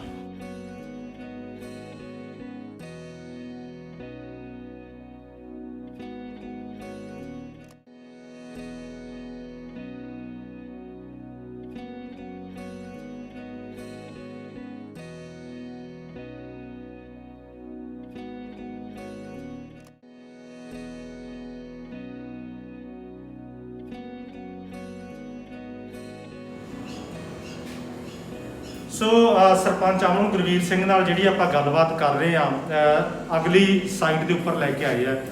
ਔਰ ਵਾਕਈ ਮੈਂ ਪਰਸਨਲੀ ਇਹ ਕਹਿਣਾ ਚਾਹਾਂਗਾ ਕਿ ਦੇਖੋ, ਇੱਕ ਪੱਤਰਕਾਰ ਦਾ ਫਰਜ਼ ਹੁੰਦਾ ਸਵਾਲ ਕਰਨਾ। ਉਹ ਕਿਸੇ ਵੀ ਫੈਸਲੇ ਤੇ ਨਹੀਂ ਆਉਂਦਾ ਹੁੰਦਾ, ਫੈਸਲਾ ਕਰਨਾ ਸਾਡੇ ਦਰਸ਼ਕਾਂ ਦਾ ਹੱਕ ਹੈ ਜਾਂ ਵੇਖਣ ਵਾਲੀ ਜਨਤਾ ਦਾ, ਆਡੀਅנס ਦਾ। ਪਰ ਜਿਹੜਾ ਹੁਣ ਜਿਸ ਸਾਈਟ ਤੇ ਸਰਪੰਚ ਸਾਹਿਬ ਮੈਨੂੰ ਲੈ ਕੇ ਆਏ ਆ, ਵਾਕਈ ਬਹੁਤ ਚੰਗਾ ਮਹਿਸੂਸ ਹੁੰਦਾ ਹੈ ਕਿ ਪਿੰਡ ਵਾਲਿਆਂ ਨੇ ਇੱਕ ਨੌਜਵਾਨ ਸਰਪੰਚ ਚੁਣਿਆ। ਕਿਉਂਕਿ ਇਸ ਕੰਮ ਨੂੰ ਮੇਰਾ ਪਰਸਨਲ ਇਹ ਓਪੀਨੀਅਨ ਹੈ ਕਿ ਸ਼ਾਇਦ ਜੇ ਇੱਥੇ ਉਮਰ ਦਰਾਜ਼ ਕੋਈ ਇਨਸਾਨ ਸਰਪੰਚ ਹੁੰਦਾ ਤਾਂ ਉਹ ਨਾ ਕਰ ਪਾਉਂਦਾ, ਕਿਉਂਕਿ ਜਿਹੜੇ ਉਮਰ ਦਰਾਜ਼ ਬੰਦੇ ਆ, ਮੈਂ ਇਹ ਨਹੀਂ ਕਹਿੰਦਾ ਕਿ ਉਹਨਾਂ ਦੀ ਵਿਲ ਪਾਵਰ 'ਚ ਕੋਈ ਕਮੀ ਹੈ, ਬਟ ਉਹ ਨਵੀਂ ਟੈਕਨੋਲੋਜੀ ਦੇ ਨਾਲ ਬਾਈਂਡ ਅਪ ਨਹੀਂ ਹੈਗੇ, ਉਹਨਾਂ ਨੂੰ ਨਹੀਂ ਪਤਾ ਕਿ ਨਵੀਂ ਟੈਕਨੋਲੋਜੀ ਕੀ ਹੁੰਦੀ ਹੈ। ਸਰਪੰਚ ਸਾਹਿਬ, ਇਹ ਜਿਹੜਾ ਸਾਈਟ ਹੈ, ਵੈਸੇ ਹੋਸਟਲ ਹੈ, ਗਰਲਜ਼ ਹੋਸਟਲ ਹੈ ਜਿੱਥੇ ਅਸੀਂ ਖੜੇ ਹਾਂ, ਇੱਥੇ ਹੁਣ ਇਹ ਕੀ ਖਾਸੀਅਤ, ਆਪਾਂ ਕਿਉਂ ਖੜਿਆ, ਤੁਸੀਂ ਆਪਣੇ ਮੂੰਹ ਨਾਲ ਦੱਸੋ। ਇਹ ਜਿਵੇਂ ਹੁਣ ਕੋਵਿਡ-19 ਚੱਲੀ ਜਾਂਦਾ ਗਾ, ਸਕੂਲ ਹੋਸਟਲ ਸੈਕੰਡ ਵੇਵ ਹੈ, ਬਹੁਤ ਖਤਰਨਾਕ ਹੈ। ਸਾਲ ਤੋਂ ਇਹ ਹੋਸਟਲ ਬੰਦ ਪਿਆ ਸੀ। ਬਿਲਕੁਲ। ਇੱਥੇ ਬੈੱਡ ਹੈਗੇ ਸੀਗੇ, ਆਪਣੇ ਕੋਲ ਕੁਝ ਚੀਜ਼ਾਂ ਮੰਨ ਲਓ ਉਪਲਬਧ ਸੀ, ਬਿਜਲੀ ਦਾ ਮੰਨ ਲਓ ਜਿਵੇਂ ਇਨਵੇਟਰ ਵਗੈਰਾ ਹਰ ਚੀਜ਼ ਸੀ। ਇਹ ਹੁਣ ਮੰਨ ਲਓ ਜਿਵੇਂ ਸੈਕੰਡ ਵੇਵ ਚੱਲ ਰਹੀ ਸੀਗੀ ਤੇ ਆਕਸੀਜਨ ਦੀ ਕਮੀ ਲੋਕਾਂ ਨੂੰ ਮਹਿਸੂਸ ਹੋ ਰਹੀ ਸੀ। ਮੈਂ 2015-16 ਦੇ ਵਿੱਚ ਖਾਲਸਾ ਏਡ ਦੇ ਵਿੱਚ ਕੰਮ ਕਰਦਾ ਰਿਹਾ, ਮੈਂ ਵਲੰਟੀਅਰ ਹਾਂ ਖਾਲਸਾ ਏਡ ਦੇ ਵਿੱਚ। ਬਿਲਕੁਲ। ਜਦੋਂ ਸੀਰੀਆ ਦੇ ਵਿੱਚ ਮੰਨ ਲਓ ਸਰਜੀਕਲ ਵਾਰ ਤੇ ਇੱਕ ਕੇਰਲਾ ਫਲੱਡ ਆਏ ਸੀਗੇ, ਉਦੋਂ ਮੈਂ ਵਿੱਚ ਕੰਮ ਕੀਤਾ ਗਾ ਨਾਲ ਖਾਲਸਾ ਏਡ ਦੇ। ਫਿਰ ਮੈਂ ਪਿੰਡ ਆ ਗਿਆ, ਚਲੋ ਉਧਰੋਂ ਟੱਚ ਥੋੜਾ ਘਟ ਗਿਆ ਸੀ। ਬਿਲਕੁਲ। ਫਿਰ ਜਦੋਂ ਆਕਸੀਜਨ ਸਿਲੰਡਰ ਮੰਨ ਲਓ ਕਿਤੇ ਵੀ ਇੱਥੇ ਸਾਡੇ ਆਪਣੇ ਪੂਰੇ ਜ਼ਿਲ੍ਹੇ ਦੇ ਵਿੱਚ ਕਿਤੇ ਵੀ ਆਕਸੀਜਨ ਦਾ ਸਹੀ ਪ੍ਰਬੰਧ ਨਹੀਂ ਹੈਗਾ। ਬਿਲਕੁਲ। ਮੈਂ ਖਾਲਸਾ ਏਡ ਵਾਲਿਆਂ ਨਾਲ ਗੱਲ ਕੀਤੀ, ਉਹਨਾਂ ਨੇ ਮੈਨੂੰ ਐਜ਼ ਏ ਵਲੰਟੀਅਰ ਉਹਨਾਂ ਨੇ ਮੈਨੂੰ 5 ਆਕਸੀਜਨ ਕੰਸਨਟਰੇਟਰ ਦਿੱਤੇ। ਤੁਸੀਂ ਦੇਖ ਸਕਦੇ ਹੋ ਆਕਸੀਜਨ ਕੰਸਨਟਰੇਟਰ। ਬਿਲਕੁਲ। ਔਰ ਇਹ ਸਰਪੰਚ ਸਾਹਿਬ ਵਰਦਾਨ ਵੀ ਨੇ, ਕਿਉਂਕਿ ਆਪਣੇ ਹੀ ਇਸ ਪਿੰਡ ਦੇ ਵਿੱਚ ਇੱਕ ਦੋ ਮੌਤਾਂ ਵੀ ਹੋਈਆਂ, ਔਰ ਮੈਂ ਇਹ ਵੀ ਸੁਣਿਆ ਕਿ ਉਹਨਾਂ ਪਰਿਵਾਰਾਂ ਨੇ 18-18 20-20 ਹਜ਼ਾਰ ਦਾ ਸਿਲੰਡਰ ਲਿਆ। ਸਟਾਕ ਬਹੁਤ ਜ਼ਿਆਦਾ ਦੀ, ਬਲੈਕ ਮਾਰਕੀਟਿੰਗ ਬਹੁਤ ਜ਼ਿਆਦਾ। ਇਹ ਮੰਨ ਲਓ ਗੱਲ ਮੈਂ ਪਰਿਵਾਰ ਤੇ ਵੀ ਦੇਖੇ, ਜਿਵੇਂ ਮੇਰੇ ਫਾਦਰ ਸਾਹਿਬ ਨੂੰ ਪਹਿਲਾਂ ਕਰੋਨਾ ਹੋਇਆ, ਡੀਐਮਸੀ ਰੱਖੇ ਸੀਗੇ। ਜਿਹੜੇ ਪ੍ਰਾਈਵੇਟ ਹਸਪੀਟਲ ਨੇ ਉਹ ਦਿਨ ਦਾ 25 ਤੋਂ 30 ਹਜ਼ਾਰ ਰੁਪਏ ਲੈ ਰਹੇ ਨੇ। ਪ੍ਰਬੰਧ ਕੋਈ ਖਾਸ ਨਹੀਂ ਹੁੰਦੇ, ਮੰਨ ਲਓ ਬੰਦੇ ਦੀ ਕੇਅਰ ਜ਼ਰੂਰ ਕਰਦੇ ਨੇ। ਇਹੀ ਆਕਸੀਜਨ ਲੱਗਦੀ ਹੈ, ਥੋੜਾ ਬਹੁਤ ਹੋਰ ਟ੍ਰੀਟਮੈਂਟ ਹੁੰਦਾ ਵਾ ਜਿਵੇਂ ਪ੍ਰੋਫੈਸ਼ਨਲੀ ਕਰਦੇ ਨੇ ਚਲੋ, ਪਰ ਬਿਲਕੁਲ ਲੁੱਟ ਮਚਾਈ ਹੋਈ ਸੀ। 30-40 ਹਜ਼ਾਰ ਰੁਪਏ ਦਿਨ ਦਾ ਲੈਂਦੇ ਨੇ। ਤੇ ਮੈਂ ਇੱਥੇ ਲੋੜ ਮਹਿਸੂਸ ਕੀਤੀ ਕਿ ਪਿੰਡ ਵਾਲਿਆਂ ਲਈ, ਨੇੜੇ ਦੇ ਇਲਾਕੇ ਲਈ ਮੈਂ ਆਕਸੀਜਨ ਦਾ ਪ੍ਰਬੰਧ ਕਰਾਂ, ਕਿਵੇਂ ਨਾ ਕਿਵੇਂ ਮੈਂ ਆਪਣੇ ਯਤਨਾਂ ਨਾਲ ਉਹਨਾਂ ਦੀ ਮਦਦ ਲੈ ਕੇ ਖਾਲਸਾ ਏਡ ਦੀ ਆਕਸੀਜਨ ਕੰਸਨਟਰੇਟਰ ਲਗਾਏ।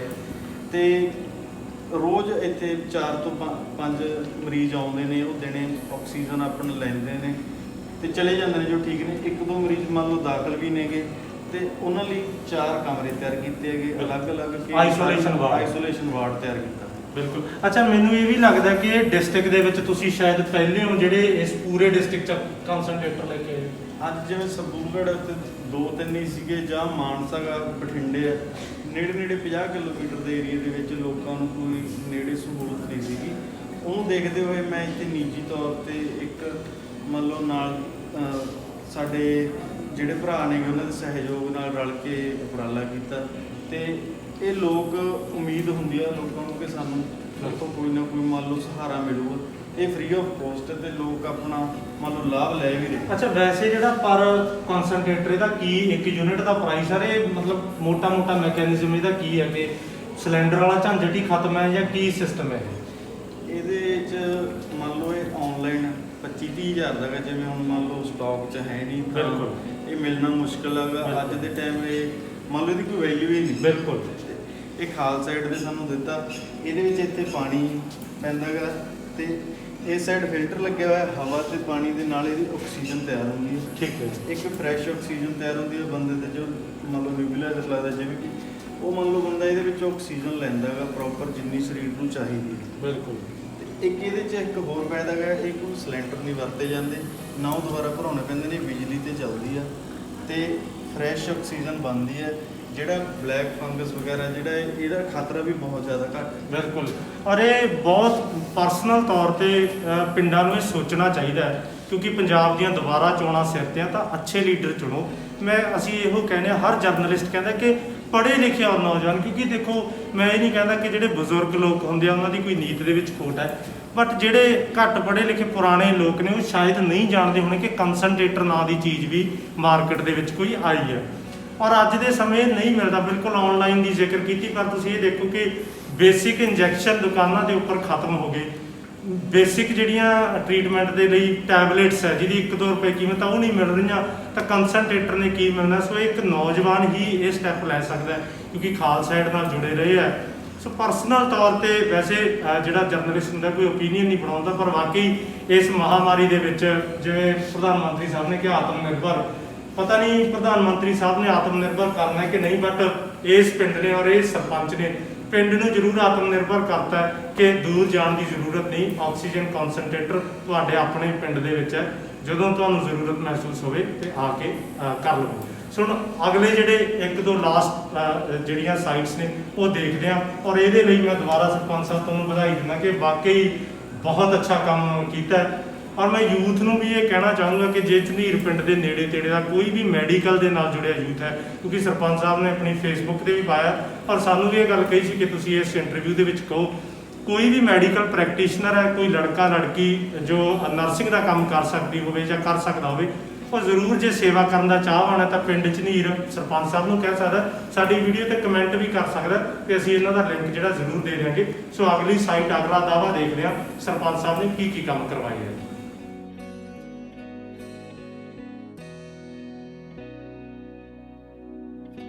ਸੋ ਅਸੀਂ ਸਰਪੰਚ ਆਵਣ ਗੁਰਵੀਰ ਢਿੱਲੋਂ ਦੇ ਨਾਲ ਮੌਜੂਦ ਹਾਂ ਔਰ ਕਈ ਇਹਨਾਂ ਨੇ ਨਵੇਂ ਪ੍ਰੋਜੈਕਟ ਜਿਹੜੇ ਸਾਨੂੰ ਦਿਖਾਏ ਆ ਔਰ ਹੁਣ ਇਹ ਸਾਨੂੰ ਝਨੀਰ ਪਿੰਡ ਦੀ ਦਾਣਾ ਮੰਡੀ ਦੇ ਵਿੱਚ ਲੈ ਕੇ ਆਏ ਆ। ਪਰ ਜਿੱਥੋਂ ਤੱਕ ਮੇਰੀ ਜਾਣਕਾਰੀ ਹੈ ਕਾਫੀ ਦਾਣਾ ਮੰਡੀ ਪੁਰਾਣੀ ਹੈ। ਸੋ ਸਰਪੰਚ ਸਾਹਿਬ ਇੱਥੇ ਆਪਾਂ ਨੂੰ ਕਿਉਂ ਲੈ ਕੇ ਆਏ ਆ? ਅਮਨ ਗੁਰਵੀਰ ਵੀ ਇਹਦੇ ਨਾਲ ਕੀ ਸੰਬੰਧ ਤੁਹਾਡਾ ਹੈਗਾ? ਇਹ ਜਿਹੜੀ ਕਸਬਾ ਝਨੀਰ ਦੀ ਮੰਡੀ ਹੈ, ਮੰਨ ਲਓ ਅੱਜ ਤੋਂ 15 ਕੁ ਸਾਲ ਪਹਿਲਾਂ ਇੱਥੇ ਮੰਡੀ ਦੀ ਲੋੜ ਸੀ। ਨੇੜੇ ਦੇ 15 ਤੋਂ 20 ਪਿੰਡਾਂ ਦੇ ਲੋਕ ਇੱਥੇ ਆਉਂਦੇ ਰੋਜ਼, ਇੱਥੇ ਹੀ ਉਹਨਾਂ ਦਾ ਆਵਾਜਾਈ ਤੇ 15-20 ਪਿੰਡਾਂ ਦੀਆਂ ਆੜਤਾਂ ਬਿਲਕੁਲ ਸਾਰੇ ਲੈਣ ਦੇਣ ਇੱਥੋਂ ਹੀ ਚੱਲਦੇ ਨੇ। ਬਿਲਕੁਲ, ਤਾਂ ਕਰਕੇ ਇੱਥੇ ਮੰਡੀ ਦੀ ਜ਼ਿਆਦਾ ਲੋੜ ਸੀ। ਤੇ ਇਸ ਪਿੰਡ ਦੇ ਵਿੱਚ ਜਿਵੇਂ ਕੁਝ ਸਾਡੇ ਪਰਿਵਾਰ ਸੀਗੇ, ਉਹਨਾਂ ਨੇ ਇੱਕ ਜਗਰੂਪ ਸਿੰਘ ਜੀ ਸੀਗੇ ਤੇ ਹੋਰ 2-3 ਪਰਿਵਾਰਾਂ ਨੇ 4 ਕਿੱਲੇ ਜ਼ਮੀਨ ਦਾਨ ਕੀਤੀ ਸੀ। ਠੀਕ। ਉਸ ਤੋਂ ਬਾਅਦ ਇਹਨਾਂ ਨੇ ਪ੍ਰਪੋਜ਼ਲ ਰੱਖੀ ਸੀਗੀ ਇੱਥੇ 2-3 ਸਾਈਟਾਂ ਤੇ, ਮੰਨ ਲਓ ਉਦੋਂ ਨਕਸ਼ੇ ਤਿਆਰ ਕੀਤੇ ਗਏ ਸੀ, ਫਿਰ ਇਹ ਮੰਡੀ ਪਾਸ ਹੋਈ। ਠੀਕ। ਇਹ ਮੰਡੀ ਹੁਣ 15 ਤੋਂ 17 ਕਿੱਲਿਆਂ ਦੇ ਵਿੱਚ ਬਣੀ ਹੋਈ ਹੈ, ਸਾਰੀ ਪੱਕੀ ਹੈ। ਠੀਕ। ਸੀਸੀ ਬਣੀ ਹੋਈ ਹੈ ਤੇ ਜਾਂ ਪ੍ਰੀਮਿਕਸ ਸੜਕਾਂ ਬਣੀਆਂ ਹੋਈਆਂ ਨੇ। ਕਿਤੇ ਵੀ ਇੱਥੇ ਮੰਨ ਲਓ ਕੱਚੀ ਜਗ੍ਹਾ ਨਹੀਂ ਹੈਗੀ, ਬਿਲਕੁਲ ਵਧੀਆ ਸ਼ੈੱਡ ਬਣੇ ਹੋਏ ਨੇਗੇ। ਜੇ ਕੋਈ ਮੀਂਹ ਹਨੇਰੀ ਆਉਂਦੀ ਹੈ ਤਾਂ ਚੰਗਾ ਪ੍ਰਬੰਧ ਹੈ। ਵਾਟਰ ਵਰਕਸ ਇਹਦਾ ਅਲੱਗ ਤੋਂ ਬਣਿਆ ਹੋਇਆ ਹੈ। ਬਿਲਕੁਲ। ਅੱਗੇ ਦਫ਼ਤਰ ਹੈ ਇੱਥੇ। ਉਸ ਸਮੇਂ ਨਰਮੇ ਦੀ ਖਰੀਦ ਵੀ ਸ਼ੁਰੂ ਕੀਤੀ ਸੀਗੀ। ਉਹ ਸਾਹਮਣੇ ਦੁਕਾਨਾਂ ਬਣੀਆਂ ਹੋਈਆਂ ਨੇ। ਪੂਰਾ ਮੰਡੀ ਬੋਰਡ ਦਾ ਹੈਗਾ। ਪਿਛਲੀ ਸਰਕਾਰਾਂ ਤੋਂ ਜਾਂ ਜਿਵੇਂ ਹੈਗੇ ਸੀ ਆਪਣੇ ਨੇਤਾ, ਉਹਨਾਂ ਤੋਂ ਮੰਨ ਲਓ ਸੰਭਾਲ ਨਹੀਂ ਹੋਈ ਤਾਂ ਨਰਮੇ ਦੀ ਖਰੀਦ ਸੀ ਜਿਹੜੀ ਉਹ ਬੰਦ ਹੋ ਗਈ। ਹੁਣ ਅਸੀਂ ਦੁਬਾਰਾ ਕੋਸ਼ਿਸ਼ ਕਰ ਰਹੇ ਹਾਂ ਵੀ ਇੱਥੇ ਨਰਮੇ ਦੀ ਖਰੀਦ ਸ਼ੁਰੂ ਹੋਵੇ। ਤੇ ਜਿਹੜੀ ਇਹ ਮੰਡੀ ਹੈਗੀ ਇੱਥੇ 15-20 ਪਿੰਡਾਂ ਦੇ ਲੋਕਾਂ ਵਾਸਤੇ ਇੱਕ ਵਧੀਆ ਸਹੂਲਤ ਹੈ। ਨੇੜੇ ਸੈਲਰ ਨੇ, ਸਾਰਾ ਮੰਨ ਲਓ ਟੋ ਢਹਾਈ ਚੱਲਦੀ ਰਹਿੰਦੀ ਹੈ ਰੈਗੂਲਰ। ਇਹ ਇੱਕ ਬਹੁਤ ਸੋਹਣੀ ਸ਼ਹਿਰਾਂ ਨੂੰ ਦੇਖਦੇ ਹੋਏ ਇੱਕ ਕਸਬੇ ਦੇ ਵਿੱਚ ਇਹ ਐਡੀ ਵੱਡੀ ਯਾਨੀ ਸਾਫ਼ ਮੰਡੀ ਹੋਣਾ ਇੱਕ ਵੱਡੀ ਗੱਲ। ਬਿਲਕੁਲ। ਔਰ ਨਰਮਾ ਹੁਣ ਜਿਹੜਾ ਮਾਲਵਾ ਪੱਟੀ 'ਚ ਅਸੀਂ ਖੜੇ ਹਾਂ ਔਰ ਬੀਜਿਆ ਜਾ ਚੁੱਕਿਆ, ਹੁਣ ਨਰਮੇ ਦੀ ਫਸਲ ਆਉਣੀ ਹੈ। ਜੇਕਰ ਖਰੀਦ ਸ਼ੁਰੂ ਹੋ ਜਾਂਦੀ ਹੈ ਤਾਂ ਚੰਗੀ ਗੱਲ ਹੈ। ਅੱਛਾ ਸਰਪੰਚ ਸਾਹਿਬ, ਇਸ ਤੋਂ ਇਲਾਵਾ ਕੋਈ ਹੋਰ ਕੀ ਕਿਉਂਕਿ ਇਹ ਤਾਂ ਤੁਸੀਂ ਜਿਹੜੇ ਵੱਡੇ ਪ੍ਰੋਜੈਕਟ ਤੁਸੀਂ ਲੈ ਕੇ ਆਏ ਹੋ ਉਹ ਤਾਂ ਹੈ ਹੀ, ਇਸ ਤੋਂ ਇਲਾਵਾ ਕੁਝ ਹੋਰ ਤੁਸੀਂ ਪਿੰਡ ਦੇ ਵਿੱਚ ਕੀ ਕਰ ਰਹੇ ਹੋ? ਇਸ ਤੋਂ ਇਲਾਵਾ ਆਪਣੇ ਪਿੰਡ ਦੇ ਵਿੱਚ ਜਿਹੜੇ ਗਲੀਆਂ ਨਾਲੀਆਂ ਦੇ ਰੂਟੀਨ ਦੇ ਕੰਮ ਨੇਗੇ, ਲੋਕਾਂ ਦੇ ਮੰਨ ਲਓ ਇੱਕ ਗਰਾਊਂਡ ਲੈਵਲ ਦੇ ਕੰਮ ਨੇਗੇ, ਉਹ ਰੂਟੀਨ ਦੇ ਵਿੱਚ ਚੱਲਦੇ ਨੇਗੇ। ਇੰਟਰਲੋਕ ਗਲੀਆਂ ਬਣ ਰਹੀਆਂ ਨੇਗੀਆਂ। ਹੁਣ 1-2 ਮੈਂ ਮਨਰੇਗਾ ਰਾਹੀਂ ਮਨਜ਼ੂਰ ਕਰਾ ਰਿਹਾ ਕਿ ਸੀਸੀ ਦੇ ਪ੍ਰੋਜੈਕਟ ਬਣਾਏ ਜਾਣ। ਜਿਵੇਂ ਮੰਡੀ ਬਣੀ ਹੋਈ ਹੈ ਇਸ ਤਰ੍ਹਾਂ ਸੀਸੀ ਦੇ ਪ੍ਰੋਜੈਕਟ ਤਿਆਰ ਕੀਤੇ ਜਾ ਰਹੇ ਨੇਗੇ। ਤੇ ਜਿਹੜੀਆਂ ਇਹ ਗਲੀਆਂ ਜਾਂ ਇਹ ਫੰਡ ਨੇਗੇ, ਇਹ ਅਸੀਂ ਮੰਨ ਲਓ ਕੁਝ ਕੰਮ ਤਾਂ ਟੈਂਡਰਾਂ ਰਾਹੀਂ ਕਰਵਾਏ ਆ। ਬਿਲਕੁਲ। ਜੋ ਮਹਿਕਮੇ ਆਪਣੇ ਪੱਧਰ ਤੇ ਕਰਾਉਂਦੇ। ਬਿਲਕੁਲ। ਕੁਝ ਕੰਮ ਮਨਰੇਗਾ ਰਾਹੀਂ ਅਸੀਂ ਮੰਨ ਲਓ ਪ੍ਰਵਾਨਗੀ ਲੈ ਲੈਂਦੇ ਹਾਂ। ਸਮਾਨ ਉਧਾਰ ਤੇ ਚੱਕਣਾ ਪੈਂਦਾ ਹੈਗਾ।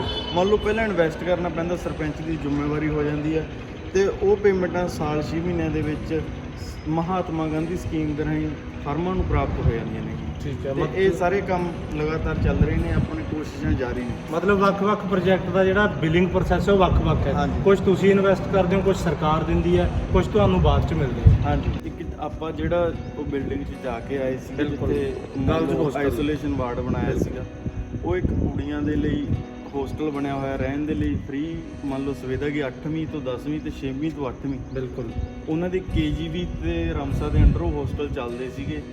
ਉਹਨਾਂ ਹੋਸਟਲਾਂ ਦੀ ਕਪੈਸਿਟੀ ਪਹਿਲਾਂ 100 ਕੁ ਬੱਚੇ ਦੀ ਸੀਗੀ। ਠੀਕ। ਹੁਣ ਉੱਥੇ ਦੁਬਾਰਾ ਸਰਕਾਰ ਵੱਲੋਂ ਮੰਨ ਲਓ ਟੈਂਡਰ ਲੱਗਿਆ ਗਾ, ਉਹਦੀ ਕਪੈਸਿਟੀ ਵਧਾਈ ਜਾ ਰਹੀ ਹੈ। ਉੱਥੇ 75 ਲੱਖ ਰੁਪਏ ਦਾ ਟੈਂਡਰ ਲੱਗ ਚੁੱਕੇ ਤੇ ਕੰਮ ਅੰਡਰ ਕੰਸਟਰਕਸ਼ਨ ਚੱਲੀ ਜਾਂਦਾ। ਠੀਕ ਹੈ। ਤੇ ਇਹ ਮੰਨ ਲਓ ਜਦੋਂ ਤੱਕ ਇਹ ਲੋਕਡਾਊਨ ਤੋਂ ਬਾਅਦ ਸਕੂਲ ਲੱਗਣੇ ਸ਼ੁਰੂ ਹੋਣੇ ਨੇ, ਉੱਥੇ 150 ਤੋਂ 200 ਬੱਚੇ ਦੀ ਕਪੈਸਿਟੀ ਦੇ ਉੱਤੇ ਮੰਨ ਲਓ ਹੋਸਟਲ ਤਿਆਰ ਹੋ ਜਾਏ। ਠੀਕ ਹੈ, ਇੱਕ ਆਪਣੇ ਨਾਲ ਹੀ ਉਹਦੇ ਵਾਟਰ ਵਰਕਸ ਹੈ। ਬਿਲਕੁਲ ਉੱਥੇ 63 ਲੱਖ ਰੁਪਏ ਦਾ ਟੈਂਡਰ ਲੱਗਿਆ ਹੋਏਗਾ। ਪਿੰਡ 'ਚ ਜਿੰਨੀਆਂ ਪਾਈਪਲਾਈਨ ਰਹਿੰਦੀਆਂ ਨੇ, ਕੋਈ ਪਾਣੀ ਪੀਣ ਵਾਲਾ ਪਾਣੀ ਸਾਰੇ ਮੰਨ ਲਓ ਘਰ ਘਰ ਪਹੁੰਚਾਇਆ ਜਾਣਾ। ਇੱਕ ਉੱਥੇ ਲੱਗਣਾਗਾ ਫਿਲਟਰ, ਠੀਕ ਹੈ, ਇੱਕ ਫਿਲਟਰ ਹੈਗਾ, ਉਹਦੇ ਨਾਲ ਇੱਕ ਤਾਂ ਪਾਣੀ ਦਾ ਪ੍ਰੈਸ਼ਰ ਬਣਦਾ। ਬਿਲਕੁਲ। ਇੱਕ ਜਿਹੜਾ ਨਹਿਰੀ ਪਾਣੀ ਆਉਂਦਾ ਹੁੰਦਾ ਲਗਭਗ ਆਪਣੇ ਵਾਟਰ ਵਰਕਸ ਦੇ ਵਿੱਚ, ਉਹ ਪਾਣੀ ਬਿਲਕੁਲ ਸਾਫ਼ ਹੋ ਕੇ ਫਿਲਟਰ ਹੋ ਕੇ ਪ੍ਰੈਸ਼ਰ ਨਾਲ ਘਰੋਂ ਘਰੀ ਪਹੁੰਚਣਾ। ਬਿਲਕੁਲ।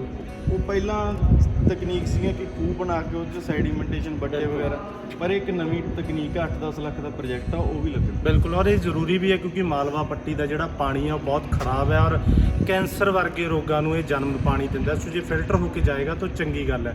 ਅੱਛਾ ਸਰਪੰਚ ਸਾਹਿਬ, ਜਦੋਂ ਤੁਸੀਂ ਇੰਨੇ ਸਾਰੇ ਜਿਹੜੇ ਪ੍ਰੋਜੈਕਟ ਆ ਉਹ ਲੈ ਕੇ ਆ ਰਹੇ ਹੋ ਔਰ ਤਕਰੀਬਨ ਤੁਹਾਡੇ ਸਾਰੇ ਹੀ ਜਿਹੜੇ ਪ੍ਰੋਜੈਕਟ ਨੇ ਉਹ 20-25 ਲੱਖ ਤੋਂ ਸ਼ੁਰੂ ਹੁੰਦੇ ਆ ਔਰ 70-75 ਲੱਖ ਕਰੋੜ ਤੱਕ ਜਾ ਰਹੇ ਆ। ਸੋ ਇੰਨੀ ਵੱਡੇ ਪ੍ਰੋਜੈਕਟ ਤੁਸੀਂ ਸਰਕਾਰ ਤੱਕ ਪਹੁੰਚ ਕਿਵੇਂ ਕਰਦੇ ਹੋ? ਕਿਸ ਦੇ ਥਰੂ? ਕੋਈ ਤਾਂ ਕੜੀ ਹੋਏਗੀ ਕਿਉਂਕਿ ਤੁਸੀਂ ਨੌਜਵਾਨ ਹੋ, 24-25 ਸਾਲ 26 ਜਾਂ 27 ਸਾਲ ਤੁਹਾਡੀ ਉਮਰ ਹੋਏਗੀ, ਤਾਂ ਇਹ ਕਿਸ ਤਰ੍ਹਾਂ ਪੋਸੀਬਲ ਹੈ ਕਿ ਕਿੰਨਾ ਲੋਕਾਂ ਦਾ ਇਹਦੇ ਵਿੱਚ ਤੁਸੀਂ ਸਹਿਯੋਗ ਮੰਨਦੇ ਹੋ ਕਿ ਤੁਸੀਂ ਐਡੇ ਪ੍ਰੋਜੈਕਟ ਜਿਹੜੇ ਚੰਡੀਗੜ੍ਹ ਤੋਂ ਇਸ ਪਿੰਡ ਦੇ ਵਿੱਚ ਲੈ ਆਏ? ਇਹ ਪਹਿਲਾਂ ਫਾਦਰ ਸਾਹਿਬ ਸਰਪੰਚ ਸੀਗੇ ਜੀ, ਸਰਦਾਰ ਅਮਰੀਕ ਸਿੰਘ ਢਿੱਲੋਂ, ਉਹਨਾਂ ਦੇ ਟਾਈਮ ਦੇ ਵਿੱਚ ਪਿੰਡ ਦੇ ਵਿੱਚ ਸੜਕਾਂ ਬਣਾਈਆਂ ਗਈਆਂ ਸੀ ਮੰਡੀ ਬੋਰਡ ਦੇ ਤਰਫੋਂ। ਬਿਲਕੁਲ। ਉਦੋਂ ਉਹਨਾਂ ਦੇ ਨਾਲ ਸਰਦਾਰ ਜੀਤੇਂਦਰ ਸਿੰਘ ਮੋਫਰ MLA ਨੇ ਇੱਥੇ ਸਾਬਕਾ, ਉਹ ਉਹਨਾਂ ਦੀ ਮਦਦ ਕਰਦੇ ਨੇ, ਨਾਲ ਜਾਂਦੇ ਸਾਰੇ ਕੰਮ ਕਰਵਾ ਕੇ। ਮੰਨ ਲਓ ਇੱਥੇ ਪਿੰਡ ਦਾ ਉਦੋਂ ਬਹੁਤ ਜ਼ਿਆਦਾ ਮੰਨ ਲਓ ਹੋਇਆ ਸੀਗਾ ਵਿਕਾਸ। ਬਿਲਕੁਲ। ਤੇ ਜਿਹੜਾ ਹੁਣ ਉਹਨਾਂ ਦਾ ਬੇਟਾ ਬਿਕਰਮਜੀਤ ਸਿੰਘ ਮੋਫਰ, ਬਿਲਕੁਲ, ਉਹ ਜ਼ਿਲ੍ਹਾ ਪ੍ਰੀਸ਼ਦ ਚੇਅਰਮੈਨ ਨੇਗੇ, ਤੇ ਉਹਨਾਂ ਵੱਲੋਂ ਸਾਰੇ ਫੰਡ ਜਿੰਨੇ ਮੰਨ ਲਓ ਜ਼ਿਲ੍ਹਾ ਪ੍ਰੀਸ਼ਦ ਦੇ ਵਿੱਚ ਕੋਈ ਪ੍ਰਵਾਨਗੀਆਂ ਕੁਝ ਵੀ, ਉਹਨਾਂ ਦੇ ਬਦੌਲਤ ਮੈਨੂੰ ਕਦੇ ਕੋਈ ਸਮੱਸਿਆ ਨਹੀਂ ਆਈ ਤੇ ਪ੍ਰਸ਼ਾਸਨ ਵੀ ਪੂਰਾ ਸਾਨੂੰ ਸਹਿਯੋਗ ਦਿੰਦਾ ਹੈ ਤੇ ਵੱਡੇ ਤੋਂ ਵੱਡੇ ਪ੍ਰੋਜੈਕਟ ਅਸੀਂ ਲੈ ਕੇ ਆ ਰਹੇ ਹਾਂ ਤੇ ਮੰਨ ਲਓ ਵਿਕਾਸ ਦੇ ਤੌਰ ਤੇ ਅਸੀਂ ਕੋਈ ਕਮੀ ਨਹੀਂ ਛੱਡਦੇ। ਹਾਂ ਬਿਲਕੁਲ, ਕਿਉਂਕਿ ਉਹ ਵੀ ਨੌਜਵਾਨ ਹੈ, ਤੁਸੀਂ ਵੀ ਨੌਜਵਾਨ ਹੋ, ਤੁਸੀਂ ਦੋਵੇਂ ਪੜ੍ਹੇ ਲਿਖੇ, ਸ਼ਾਇਦ ਇਸ ਕਰਕੇ ਜਿਹੜੀ ਤੁਹਾਡੀ ਜੋੜੀ ਹੈ ਉਹ ਵਧੀਆ, ਤੁਸੀਂ ਇੱਕ ਦੂਜੇ ਦੇ ਨਾਲ ਜਿਹੜਾ ਹੈਗਾ ਕਮਿਊਨੀਕੇਟ ਕਰ ਸਕਦੇ ਹੋ। ਅੱਛਾ ਸਰਪੰਚ ਸਾਹਿਬ, ਹੁਣ ਸਰਕਾਰ ਵੱਲੋਂ ਇੱਕ ਹੋਰ ਜ਼ਿੰਮੇਵਾਰੀ ਸਰਪੰਚਾਂ ਦੇ ਉੱਪਰ ਪਾਈ ਗਈ ਹੈ ਕਿ ਟੀਕਾਕਰਨ, ਕੋਵਿਡ ਦੀ ਵੈਕਸੀਨੇਸ਼ਨ, ਕਿਉਂਕਿ ਜਿਹੜੇ ਪੜ੍ਹੇ ਲਿਖੇ ਇਲਾਕੇ ਆ ਉੱਥੇ ਤੱਕ ਕੋਵਿਡ-19 ਦੀ ਵੈਕਸੀਨੇਸ਼ਨ ਹੋ ਰਹੀ ਹੈ, ਪਰ ਮਾਲਵੇ ਦੇ ਵਿੱਚ ਲੋਕਾਂ ਦੇ ਬਹੁਤ ਸਾਰੇ ਵਹਿਮ ਭਰਮ ਹੈ ਕਿ ਜੀ ਟੀਕਾ ਲਗਵਾਉਣ ਨਾਲ ਆਹ ਹੋ ਜਾਣਾ ਉਹ ਹੋ ਜਾਣਾ। ਸੋ ਕਿਵੇਂ ਦੇਖਦੇ ਹੋ ਇਸ ਚੁਣੌਤੀ ਨੂੰ, ਕਿਵੇਂ ਪੂਰਾ ਕਰੋਗੇ ਜਾਂ ਇਹਦੇ ਲਈ ਕੀ ਤੁਸੀਂ ਐਕਸਟਰਾ ਕਰ ਰਹੇ ਹੋ ਕਿ ਪਿੰਡਾਂ 'ਚ ਵੈਕਸੀਨੇਸ਼ਨ ਸਮਝਾਇਆ ਜਾ ਸਕੇ ਤੇ ਕਰਾਈ ਜਾ ਸਕੇ? ਆਪਣੇ ਪਿੰਡ ਦੇ ਵਿੱਚ ਲੋਕਾਂ ਨੂੰ ਜਾਗਰੂਕਤਾ ਹੈਗੀ। ਪਹਿਲਾਂ ਵਹਿਮ ਭਰਮ ਫੈਲਾਏ ਗਏ ਸੀਗੇ। ਬਿਲਕੁਲ। ਪਰ ਪਿੱਛੇ ਜੇ 17 ਤਰੀਕ ਨੂੰ ਕੈਂਪ ਲੱਗਿਆ ਸੀਗਾ ਤੇ ਆਪਣੇ ਪਿੰਡ ਮੰਨ ਲਓ ਉਦੋਂ 50 ਦੇ ਕਰੀਬ ਟੀਕੇ ਆਏ ਸੀ ਤੇ ਅੱਧੇ ਘੰਟੇ ਦੇ ਵਿੱਚ ਉਹ ਟੀਕੇ ਲੱਗ ਚੁੱਕੇ ਸੀਗੇ। ਬਿਲਕੁਲ। ਕੁਝ ਆਪਣੇ ਇੱਕ ਸਰਕਾਰੀ ਹਸਪਤਾਲ ਹੈ ਉੱਥੇ ਰੈਗੂਲਰ ਚੱਲਦੇ ਰਹਿੰਦੇ। ਬਿਲਕੁਲ। ਮੈਨੂੰ ਨਹੀਂ ਲੱਗਦਾ ਕਿ ਆਪਣੇ ਪਿੰਡ ਦੇ ਵਿੱਚ ਲੋਕ ਇਸ ਗੱਲ ਪ੍ਰਤੀ ਜਾਗਰੂਕ ਨਹੀਂ ਹੈਗੇ ਕਿ ਟੀਕੇ ਦਾ ਕੋਈ ਨੁਕਸਾਨ ਹੈ ਜਾਂ ਹੋਰ। ਸਾਰੇ ਵੈਕਸੀਨੇਟ ਹੋ ਰਹੇ ਨੇ ਤੇ ਆਪਣਾ ਮੰਨ ਲਓ ਪਰਹੇਜ਼ ਵੀ ਰੱਖ ਰਹੇ ਨੇ, ਧਿਆਨ ਵੀ ਰੱਖ ਰਹੇ ਨੇ। ਬਿਲਕੁਲ। ਸੋ ਸਰਪੰਚ ਸਾਹਿਬ, ਬਹੁਤ ਵਧੀਆ ਤੁਸੀਂ ਜਿਹੜੀ ਗੱਲ ਆਖੀ ਹੈ ਔਰ ਪਰਸਨਲੀ ਮੈਂ ਇੱਥੇ ਇੱਕ ਗੱਲ ਕਹਿਣਾ ਚਾਹੂੰਗਾ। ਵੈਸੇ ਜਿਹੜਾ ਜਰਨਲਿਸਟ ਹੁੰਦਾ ਉਹ ਓਪੀਨੀਅਨ ਨਹੀਂ ਬਣਾਉਂਦਾ ਹੁੰਦਾ, ਸਵਾਲ ਕਰਦਾ ਹੁੰਦਾ, ਪਰ ਯੂਥ ਸਰਪੰਚਾਂ ਦਾ ਹੋਣਾ ਬਹੁਤ ਜ਼ਰੂਰੀ ਹੈ ਪਿੰਡਾਂ ਦੇ ਵਿੱਚ। ਸਰਪੰਚ ਸਾਹਿਬ, ਪੰਜਾਬ ਦੇ ਲੋਕਾਂ ਨੂੰ ਜਾਂ ਨੌਜਵਾਨਾਂ ਨੂੰ ਜਾਂਦੇ ਜਾਂਦੇ ਕੋਈ ਸੁਨੇਹਾ ਤੁਸੀਂ ਦੇਣਾ ਚਾਹੋ ਤਾਂ? ਸੁਨੇਹਾ ਤਾਂ ਇਹੀ ਹੈ ਕਿ ਮੰਨ ਲਓ ਯੂਥ ਦੇ ਲਈ ਹੁਣ ਬਹੁਤ ਸਾਰੇ ਮੰਨ ਲਓ ਜਿਵੇਂ ਕੰਮਕਾਰ ਨੇ ਪ੍ਰਾਈਵੇਟ ਸੈਕਟਰ ਦੇ ਵਿੱਚ ਬਹੁਤ ਨੇਗੇ, ਜਿਵੇਂ ਇੱਥੋਂ ਲੋਕ ਆਇਲਸ ਕਰਕੇ ਬਾਹਰ ਜਾਂਦੇ ਨੇ। ਬਿਲਕੁਲ। ਉਹੀ ਪੈਸਾ ਇੱਥੇ ਇਨਵੈਸਟ ਕਰਕੇ ਇੱਥੇ ਬਹੁਤ ਸਾਰੇ ਕੰਮ ਨੇ, ਜਿਵੇਂ ਹੁਣ ਕੰਮ ਚੱਲਦੇ ਨੇ ਪਿੰਡਾਂ ਦੇ ਵਿੱਚ ਵੀ ਚੱਲਦੇ ਨੇ। ਉਹ ਮਟੀਰੀਅਲ ਦੀ ਤਾਂ ਲੋੜ ਪੈਂਦੀ ਹੈ, ਕੋਈ ਮੰਨ ਲਓ ਕੋਈ ਲੋਹੇ ਦੇ ਪ੍ਰਤੀ ਸ਼ੈੱਡ ਨੇ ਜਾਂ ਕੋਈ ਹੋਰ ਇੰਟਰਲੌਕ, ਕੋਈ ਹੋਰ ਕਿਸੇ ਵੀ ਤਰ੍ਹਾਂ ਦਾ ਕੋਈ ਮਟੀਰੀਅਲ ਲਘੂ ਉਦਯੋਗ ਜਿਹੜਾ ਇੱਥੇ ਇਨਵੈਸਟ ਕਰਕੇ ਆਪਣਾ ਤਾਲਮੇਲ ਬਣਾ ਕੇ ਇੱਥੇ ਵੀ ਆਪਣਾ ਮੰਨ ਲਓ ਰੁਜ਼ਗਾਰ ਪੈਦਾ ਕਰ ਸਕਦੇ। ਤੇ ਬਾਕੀ ਖੇਡਾਂ ਪ੍ਰਤੀ ਜਿਵੇਂ ਸਟੇਡੀਅਮ ਬਣ ਰਹੇ ਨੇਗੇ ਤੇ ਲੋਕ ਪਿੰਡਾਂ ਦੇ ਕਲੱਬ ਸਹਿਯੋਗ ਦੇਣ, ਪੰਚਾਇਤਾਂ ਨੂੰ ਰਲ ਮਿਲ ਕੇ ਇੱਕ ਸਟੇਡੀਅਮ ਤਿਆਰ ਕਰਨ ਚੰਗੇ, ਤੇ ਉੱਥੇ ਆਪਣੇ ਬੱਚਿਆਂ ਨੂੰ ਜਿਹੜੀ ਆਉਣ ਵਾਲੀ ਜਨਰੇਸ਼ਨ ਉਹਨੂੰ ਸੰਭਾਲ ਲੈ। ਸੋ ਸਰਪੰਚ ਸਾਹਿਬ, ਤੁਸੀਂ ਸਾਨੂੰ ਸਮਾਂ ਦਿੱਤਾ, ਤੁਹਾਡਾ ਬਹੁਤ ਬਹੁਤ ਧੰਨਵਾਦ, ਕਿਉਂਕਿ ਤੁਹਾਡਾ ਜਿਹੜਾ ਸਮਾਂ ਉਹ ਬਹੁਤ ਕੀਮਤੀ ਹੈ। ਇਸ ਵਕਤ ਕੋਵਿਡ ਦਾ ਸਮਾਂ ਚੱਲ ਰਿਹਾ। ਤੁਹਾਡਾ ਵੀ ਬਹੁਤ ਬਹੁਤ ਧੰਨਵਾਦ। ਤੁਹਾਨੂੰ ਨਵੇਂ ਚੈਨਲ ਦੀਆਂ ਮੁਬਾਰਕਾਂ ਤੇ ਟਾਈਮਸ ਟੂਡੇ ਦਾ ਬਹੁਤ ਬਹੁਤ ਧੰਨਵਾਦ ਕਿ ਉਹਨਾਂ ਨੇ ਆਪਣੇ ਪਿੰਡ ਤੋਂ ਝਨੀਰ ਤੋਂ ਸ਼ੁਰੂਆਤ ਕੀਤੀ। ਸੋ ਇਹ ਸਨ ਸਰਪੰਚ ਅਮਨ ਗੁਰਵੀਰ ਸਿੰਘ ਲਾਡੀ ਢਿੱਲੋਂ। ਇਹਨਾਂ ਦੀ ਇੰਟਰਵਿਊ ਕਰਨ ਦਾ ਮੇਨ ਮਕਸਦ ਇਹ ਸੀ ਕਿ ਇਹ ਨੌਜਵਾਨ ਸਰਪੰਚ ਆ, ਔਰ ਨੌਜਵਾਨ ਵੀ ਉਹ ਨਹੀਂ, ਅਕਸਰ ਜਿਹੜੇ ਲੀਡਰ ਹੁੰਦੇ ਆ ਉਹ 40 ਸਾਲ ਦੇ ਹੁੰਦੇ ਆ ਔਰ ਉਹ ਕਹਿੰਦੇ ਆ ਕਿ ਅਸੀਂ ਜੀ ਨੌਜਵਾਨ ਆ। ਇਹ ਵਾਕਈ ਨੌਜਵਾਨ ਨੇ, 26-27 ਸਾਲ ਦੀ ਸਾਰੀ ਉਮਰ ਹੈ, ਪੜ੍ਹੇ ਲਿਖੇ ਨੇ ਔਰ ਬਹੁਤ ਅੱਛੇ ਜਿਹੜੇ ਪ੍ਰੋਜੈਕਟ ਨੇ ਉਹ ਪਿੰਡ ਦੇ ਵਿੱਚ ਲੈ ਕੇ ਆਏ ਆ। ਸੋ ਇਸ ਤਰ੍ਹਾਂ ਦੀਆਂ ਹੋਰ ਵੀ ਬਹੁਤ ਸਾਰੀਆਂ ਕੋਸ਼ਿਸ਼ਾਂ ਲੈ ਕੇ ਅਸੀਂ ਲਗਾਤਾਰ ਹਾਜ਼ਰ ਹੁੰਦੇ ਰਵਾਂਗੇ। ਸਾਡਾ ਉਪਰਾਲਾ ਚੰਗਿਆ ਲਾਈਕ ਤੇ ਸ਼ੇਅਰ ਜ਼ਰੂਰ ਕਰੋ। ਕੋਈ ਵੀ ਸੁਝਾਅ, ਸ਼ਿਕਵਾ, ਸ਼ਿਕਾਇਤ ਕਮੈਂਟਾਂ ਦੇ ਵਿੱਚ ਇੰਤਜ਼ਾਰ ਰਹੇਗਾ ਔਰ ਸਾਡੇ ਚੈਨਲ ਨੂੰ ਸਬਸਕ੍ਰਾਈਬ ਜ਼ਰੂਰ ਕਰੋ। ਸਤਿ ਸ੍ਰੀ ਅਕਾਲ।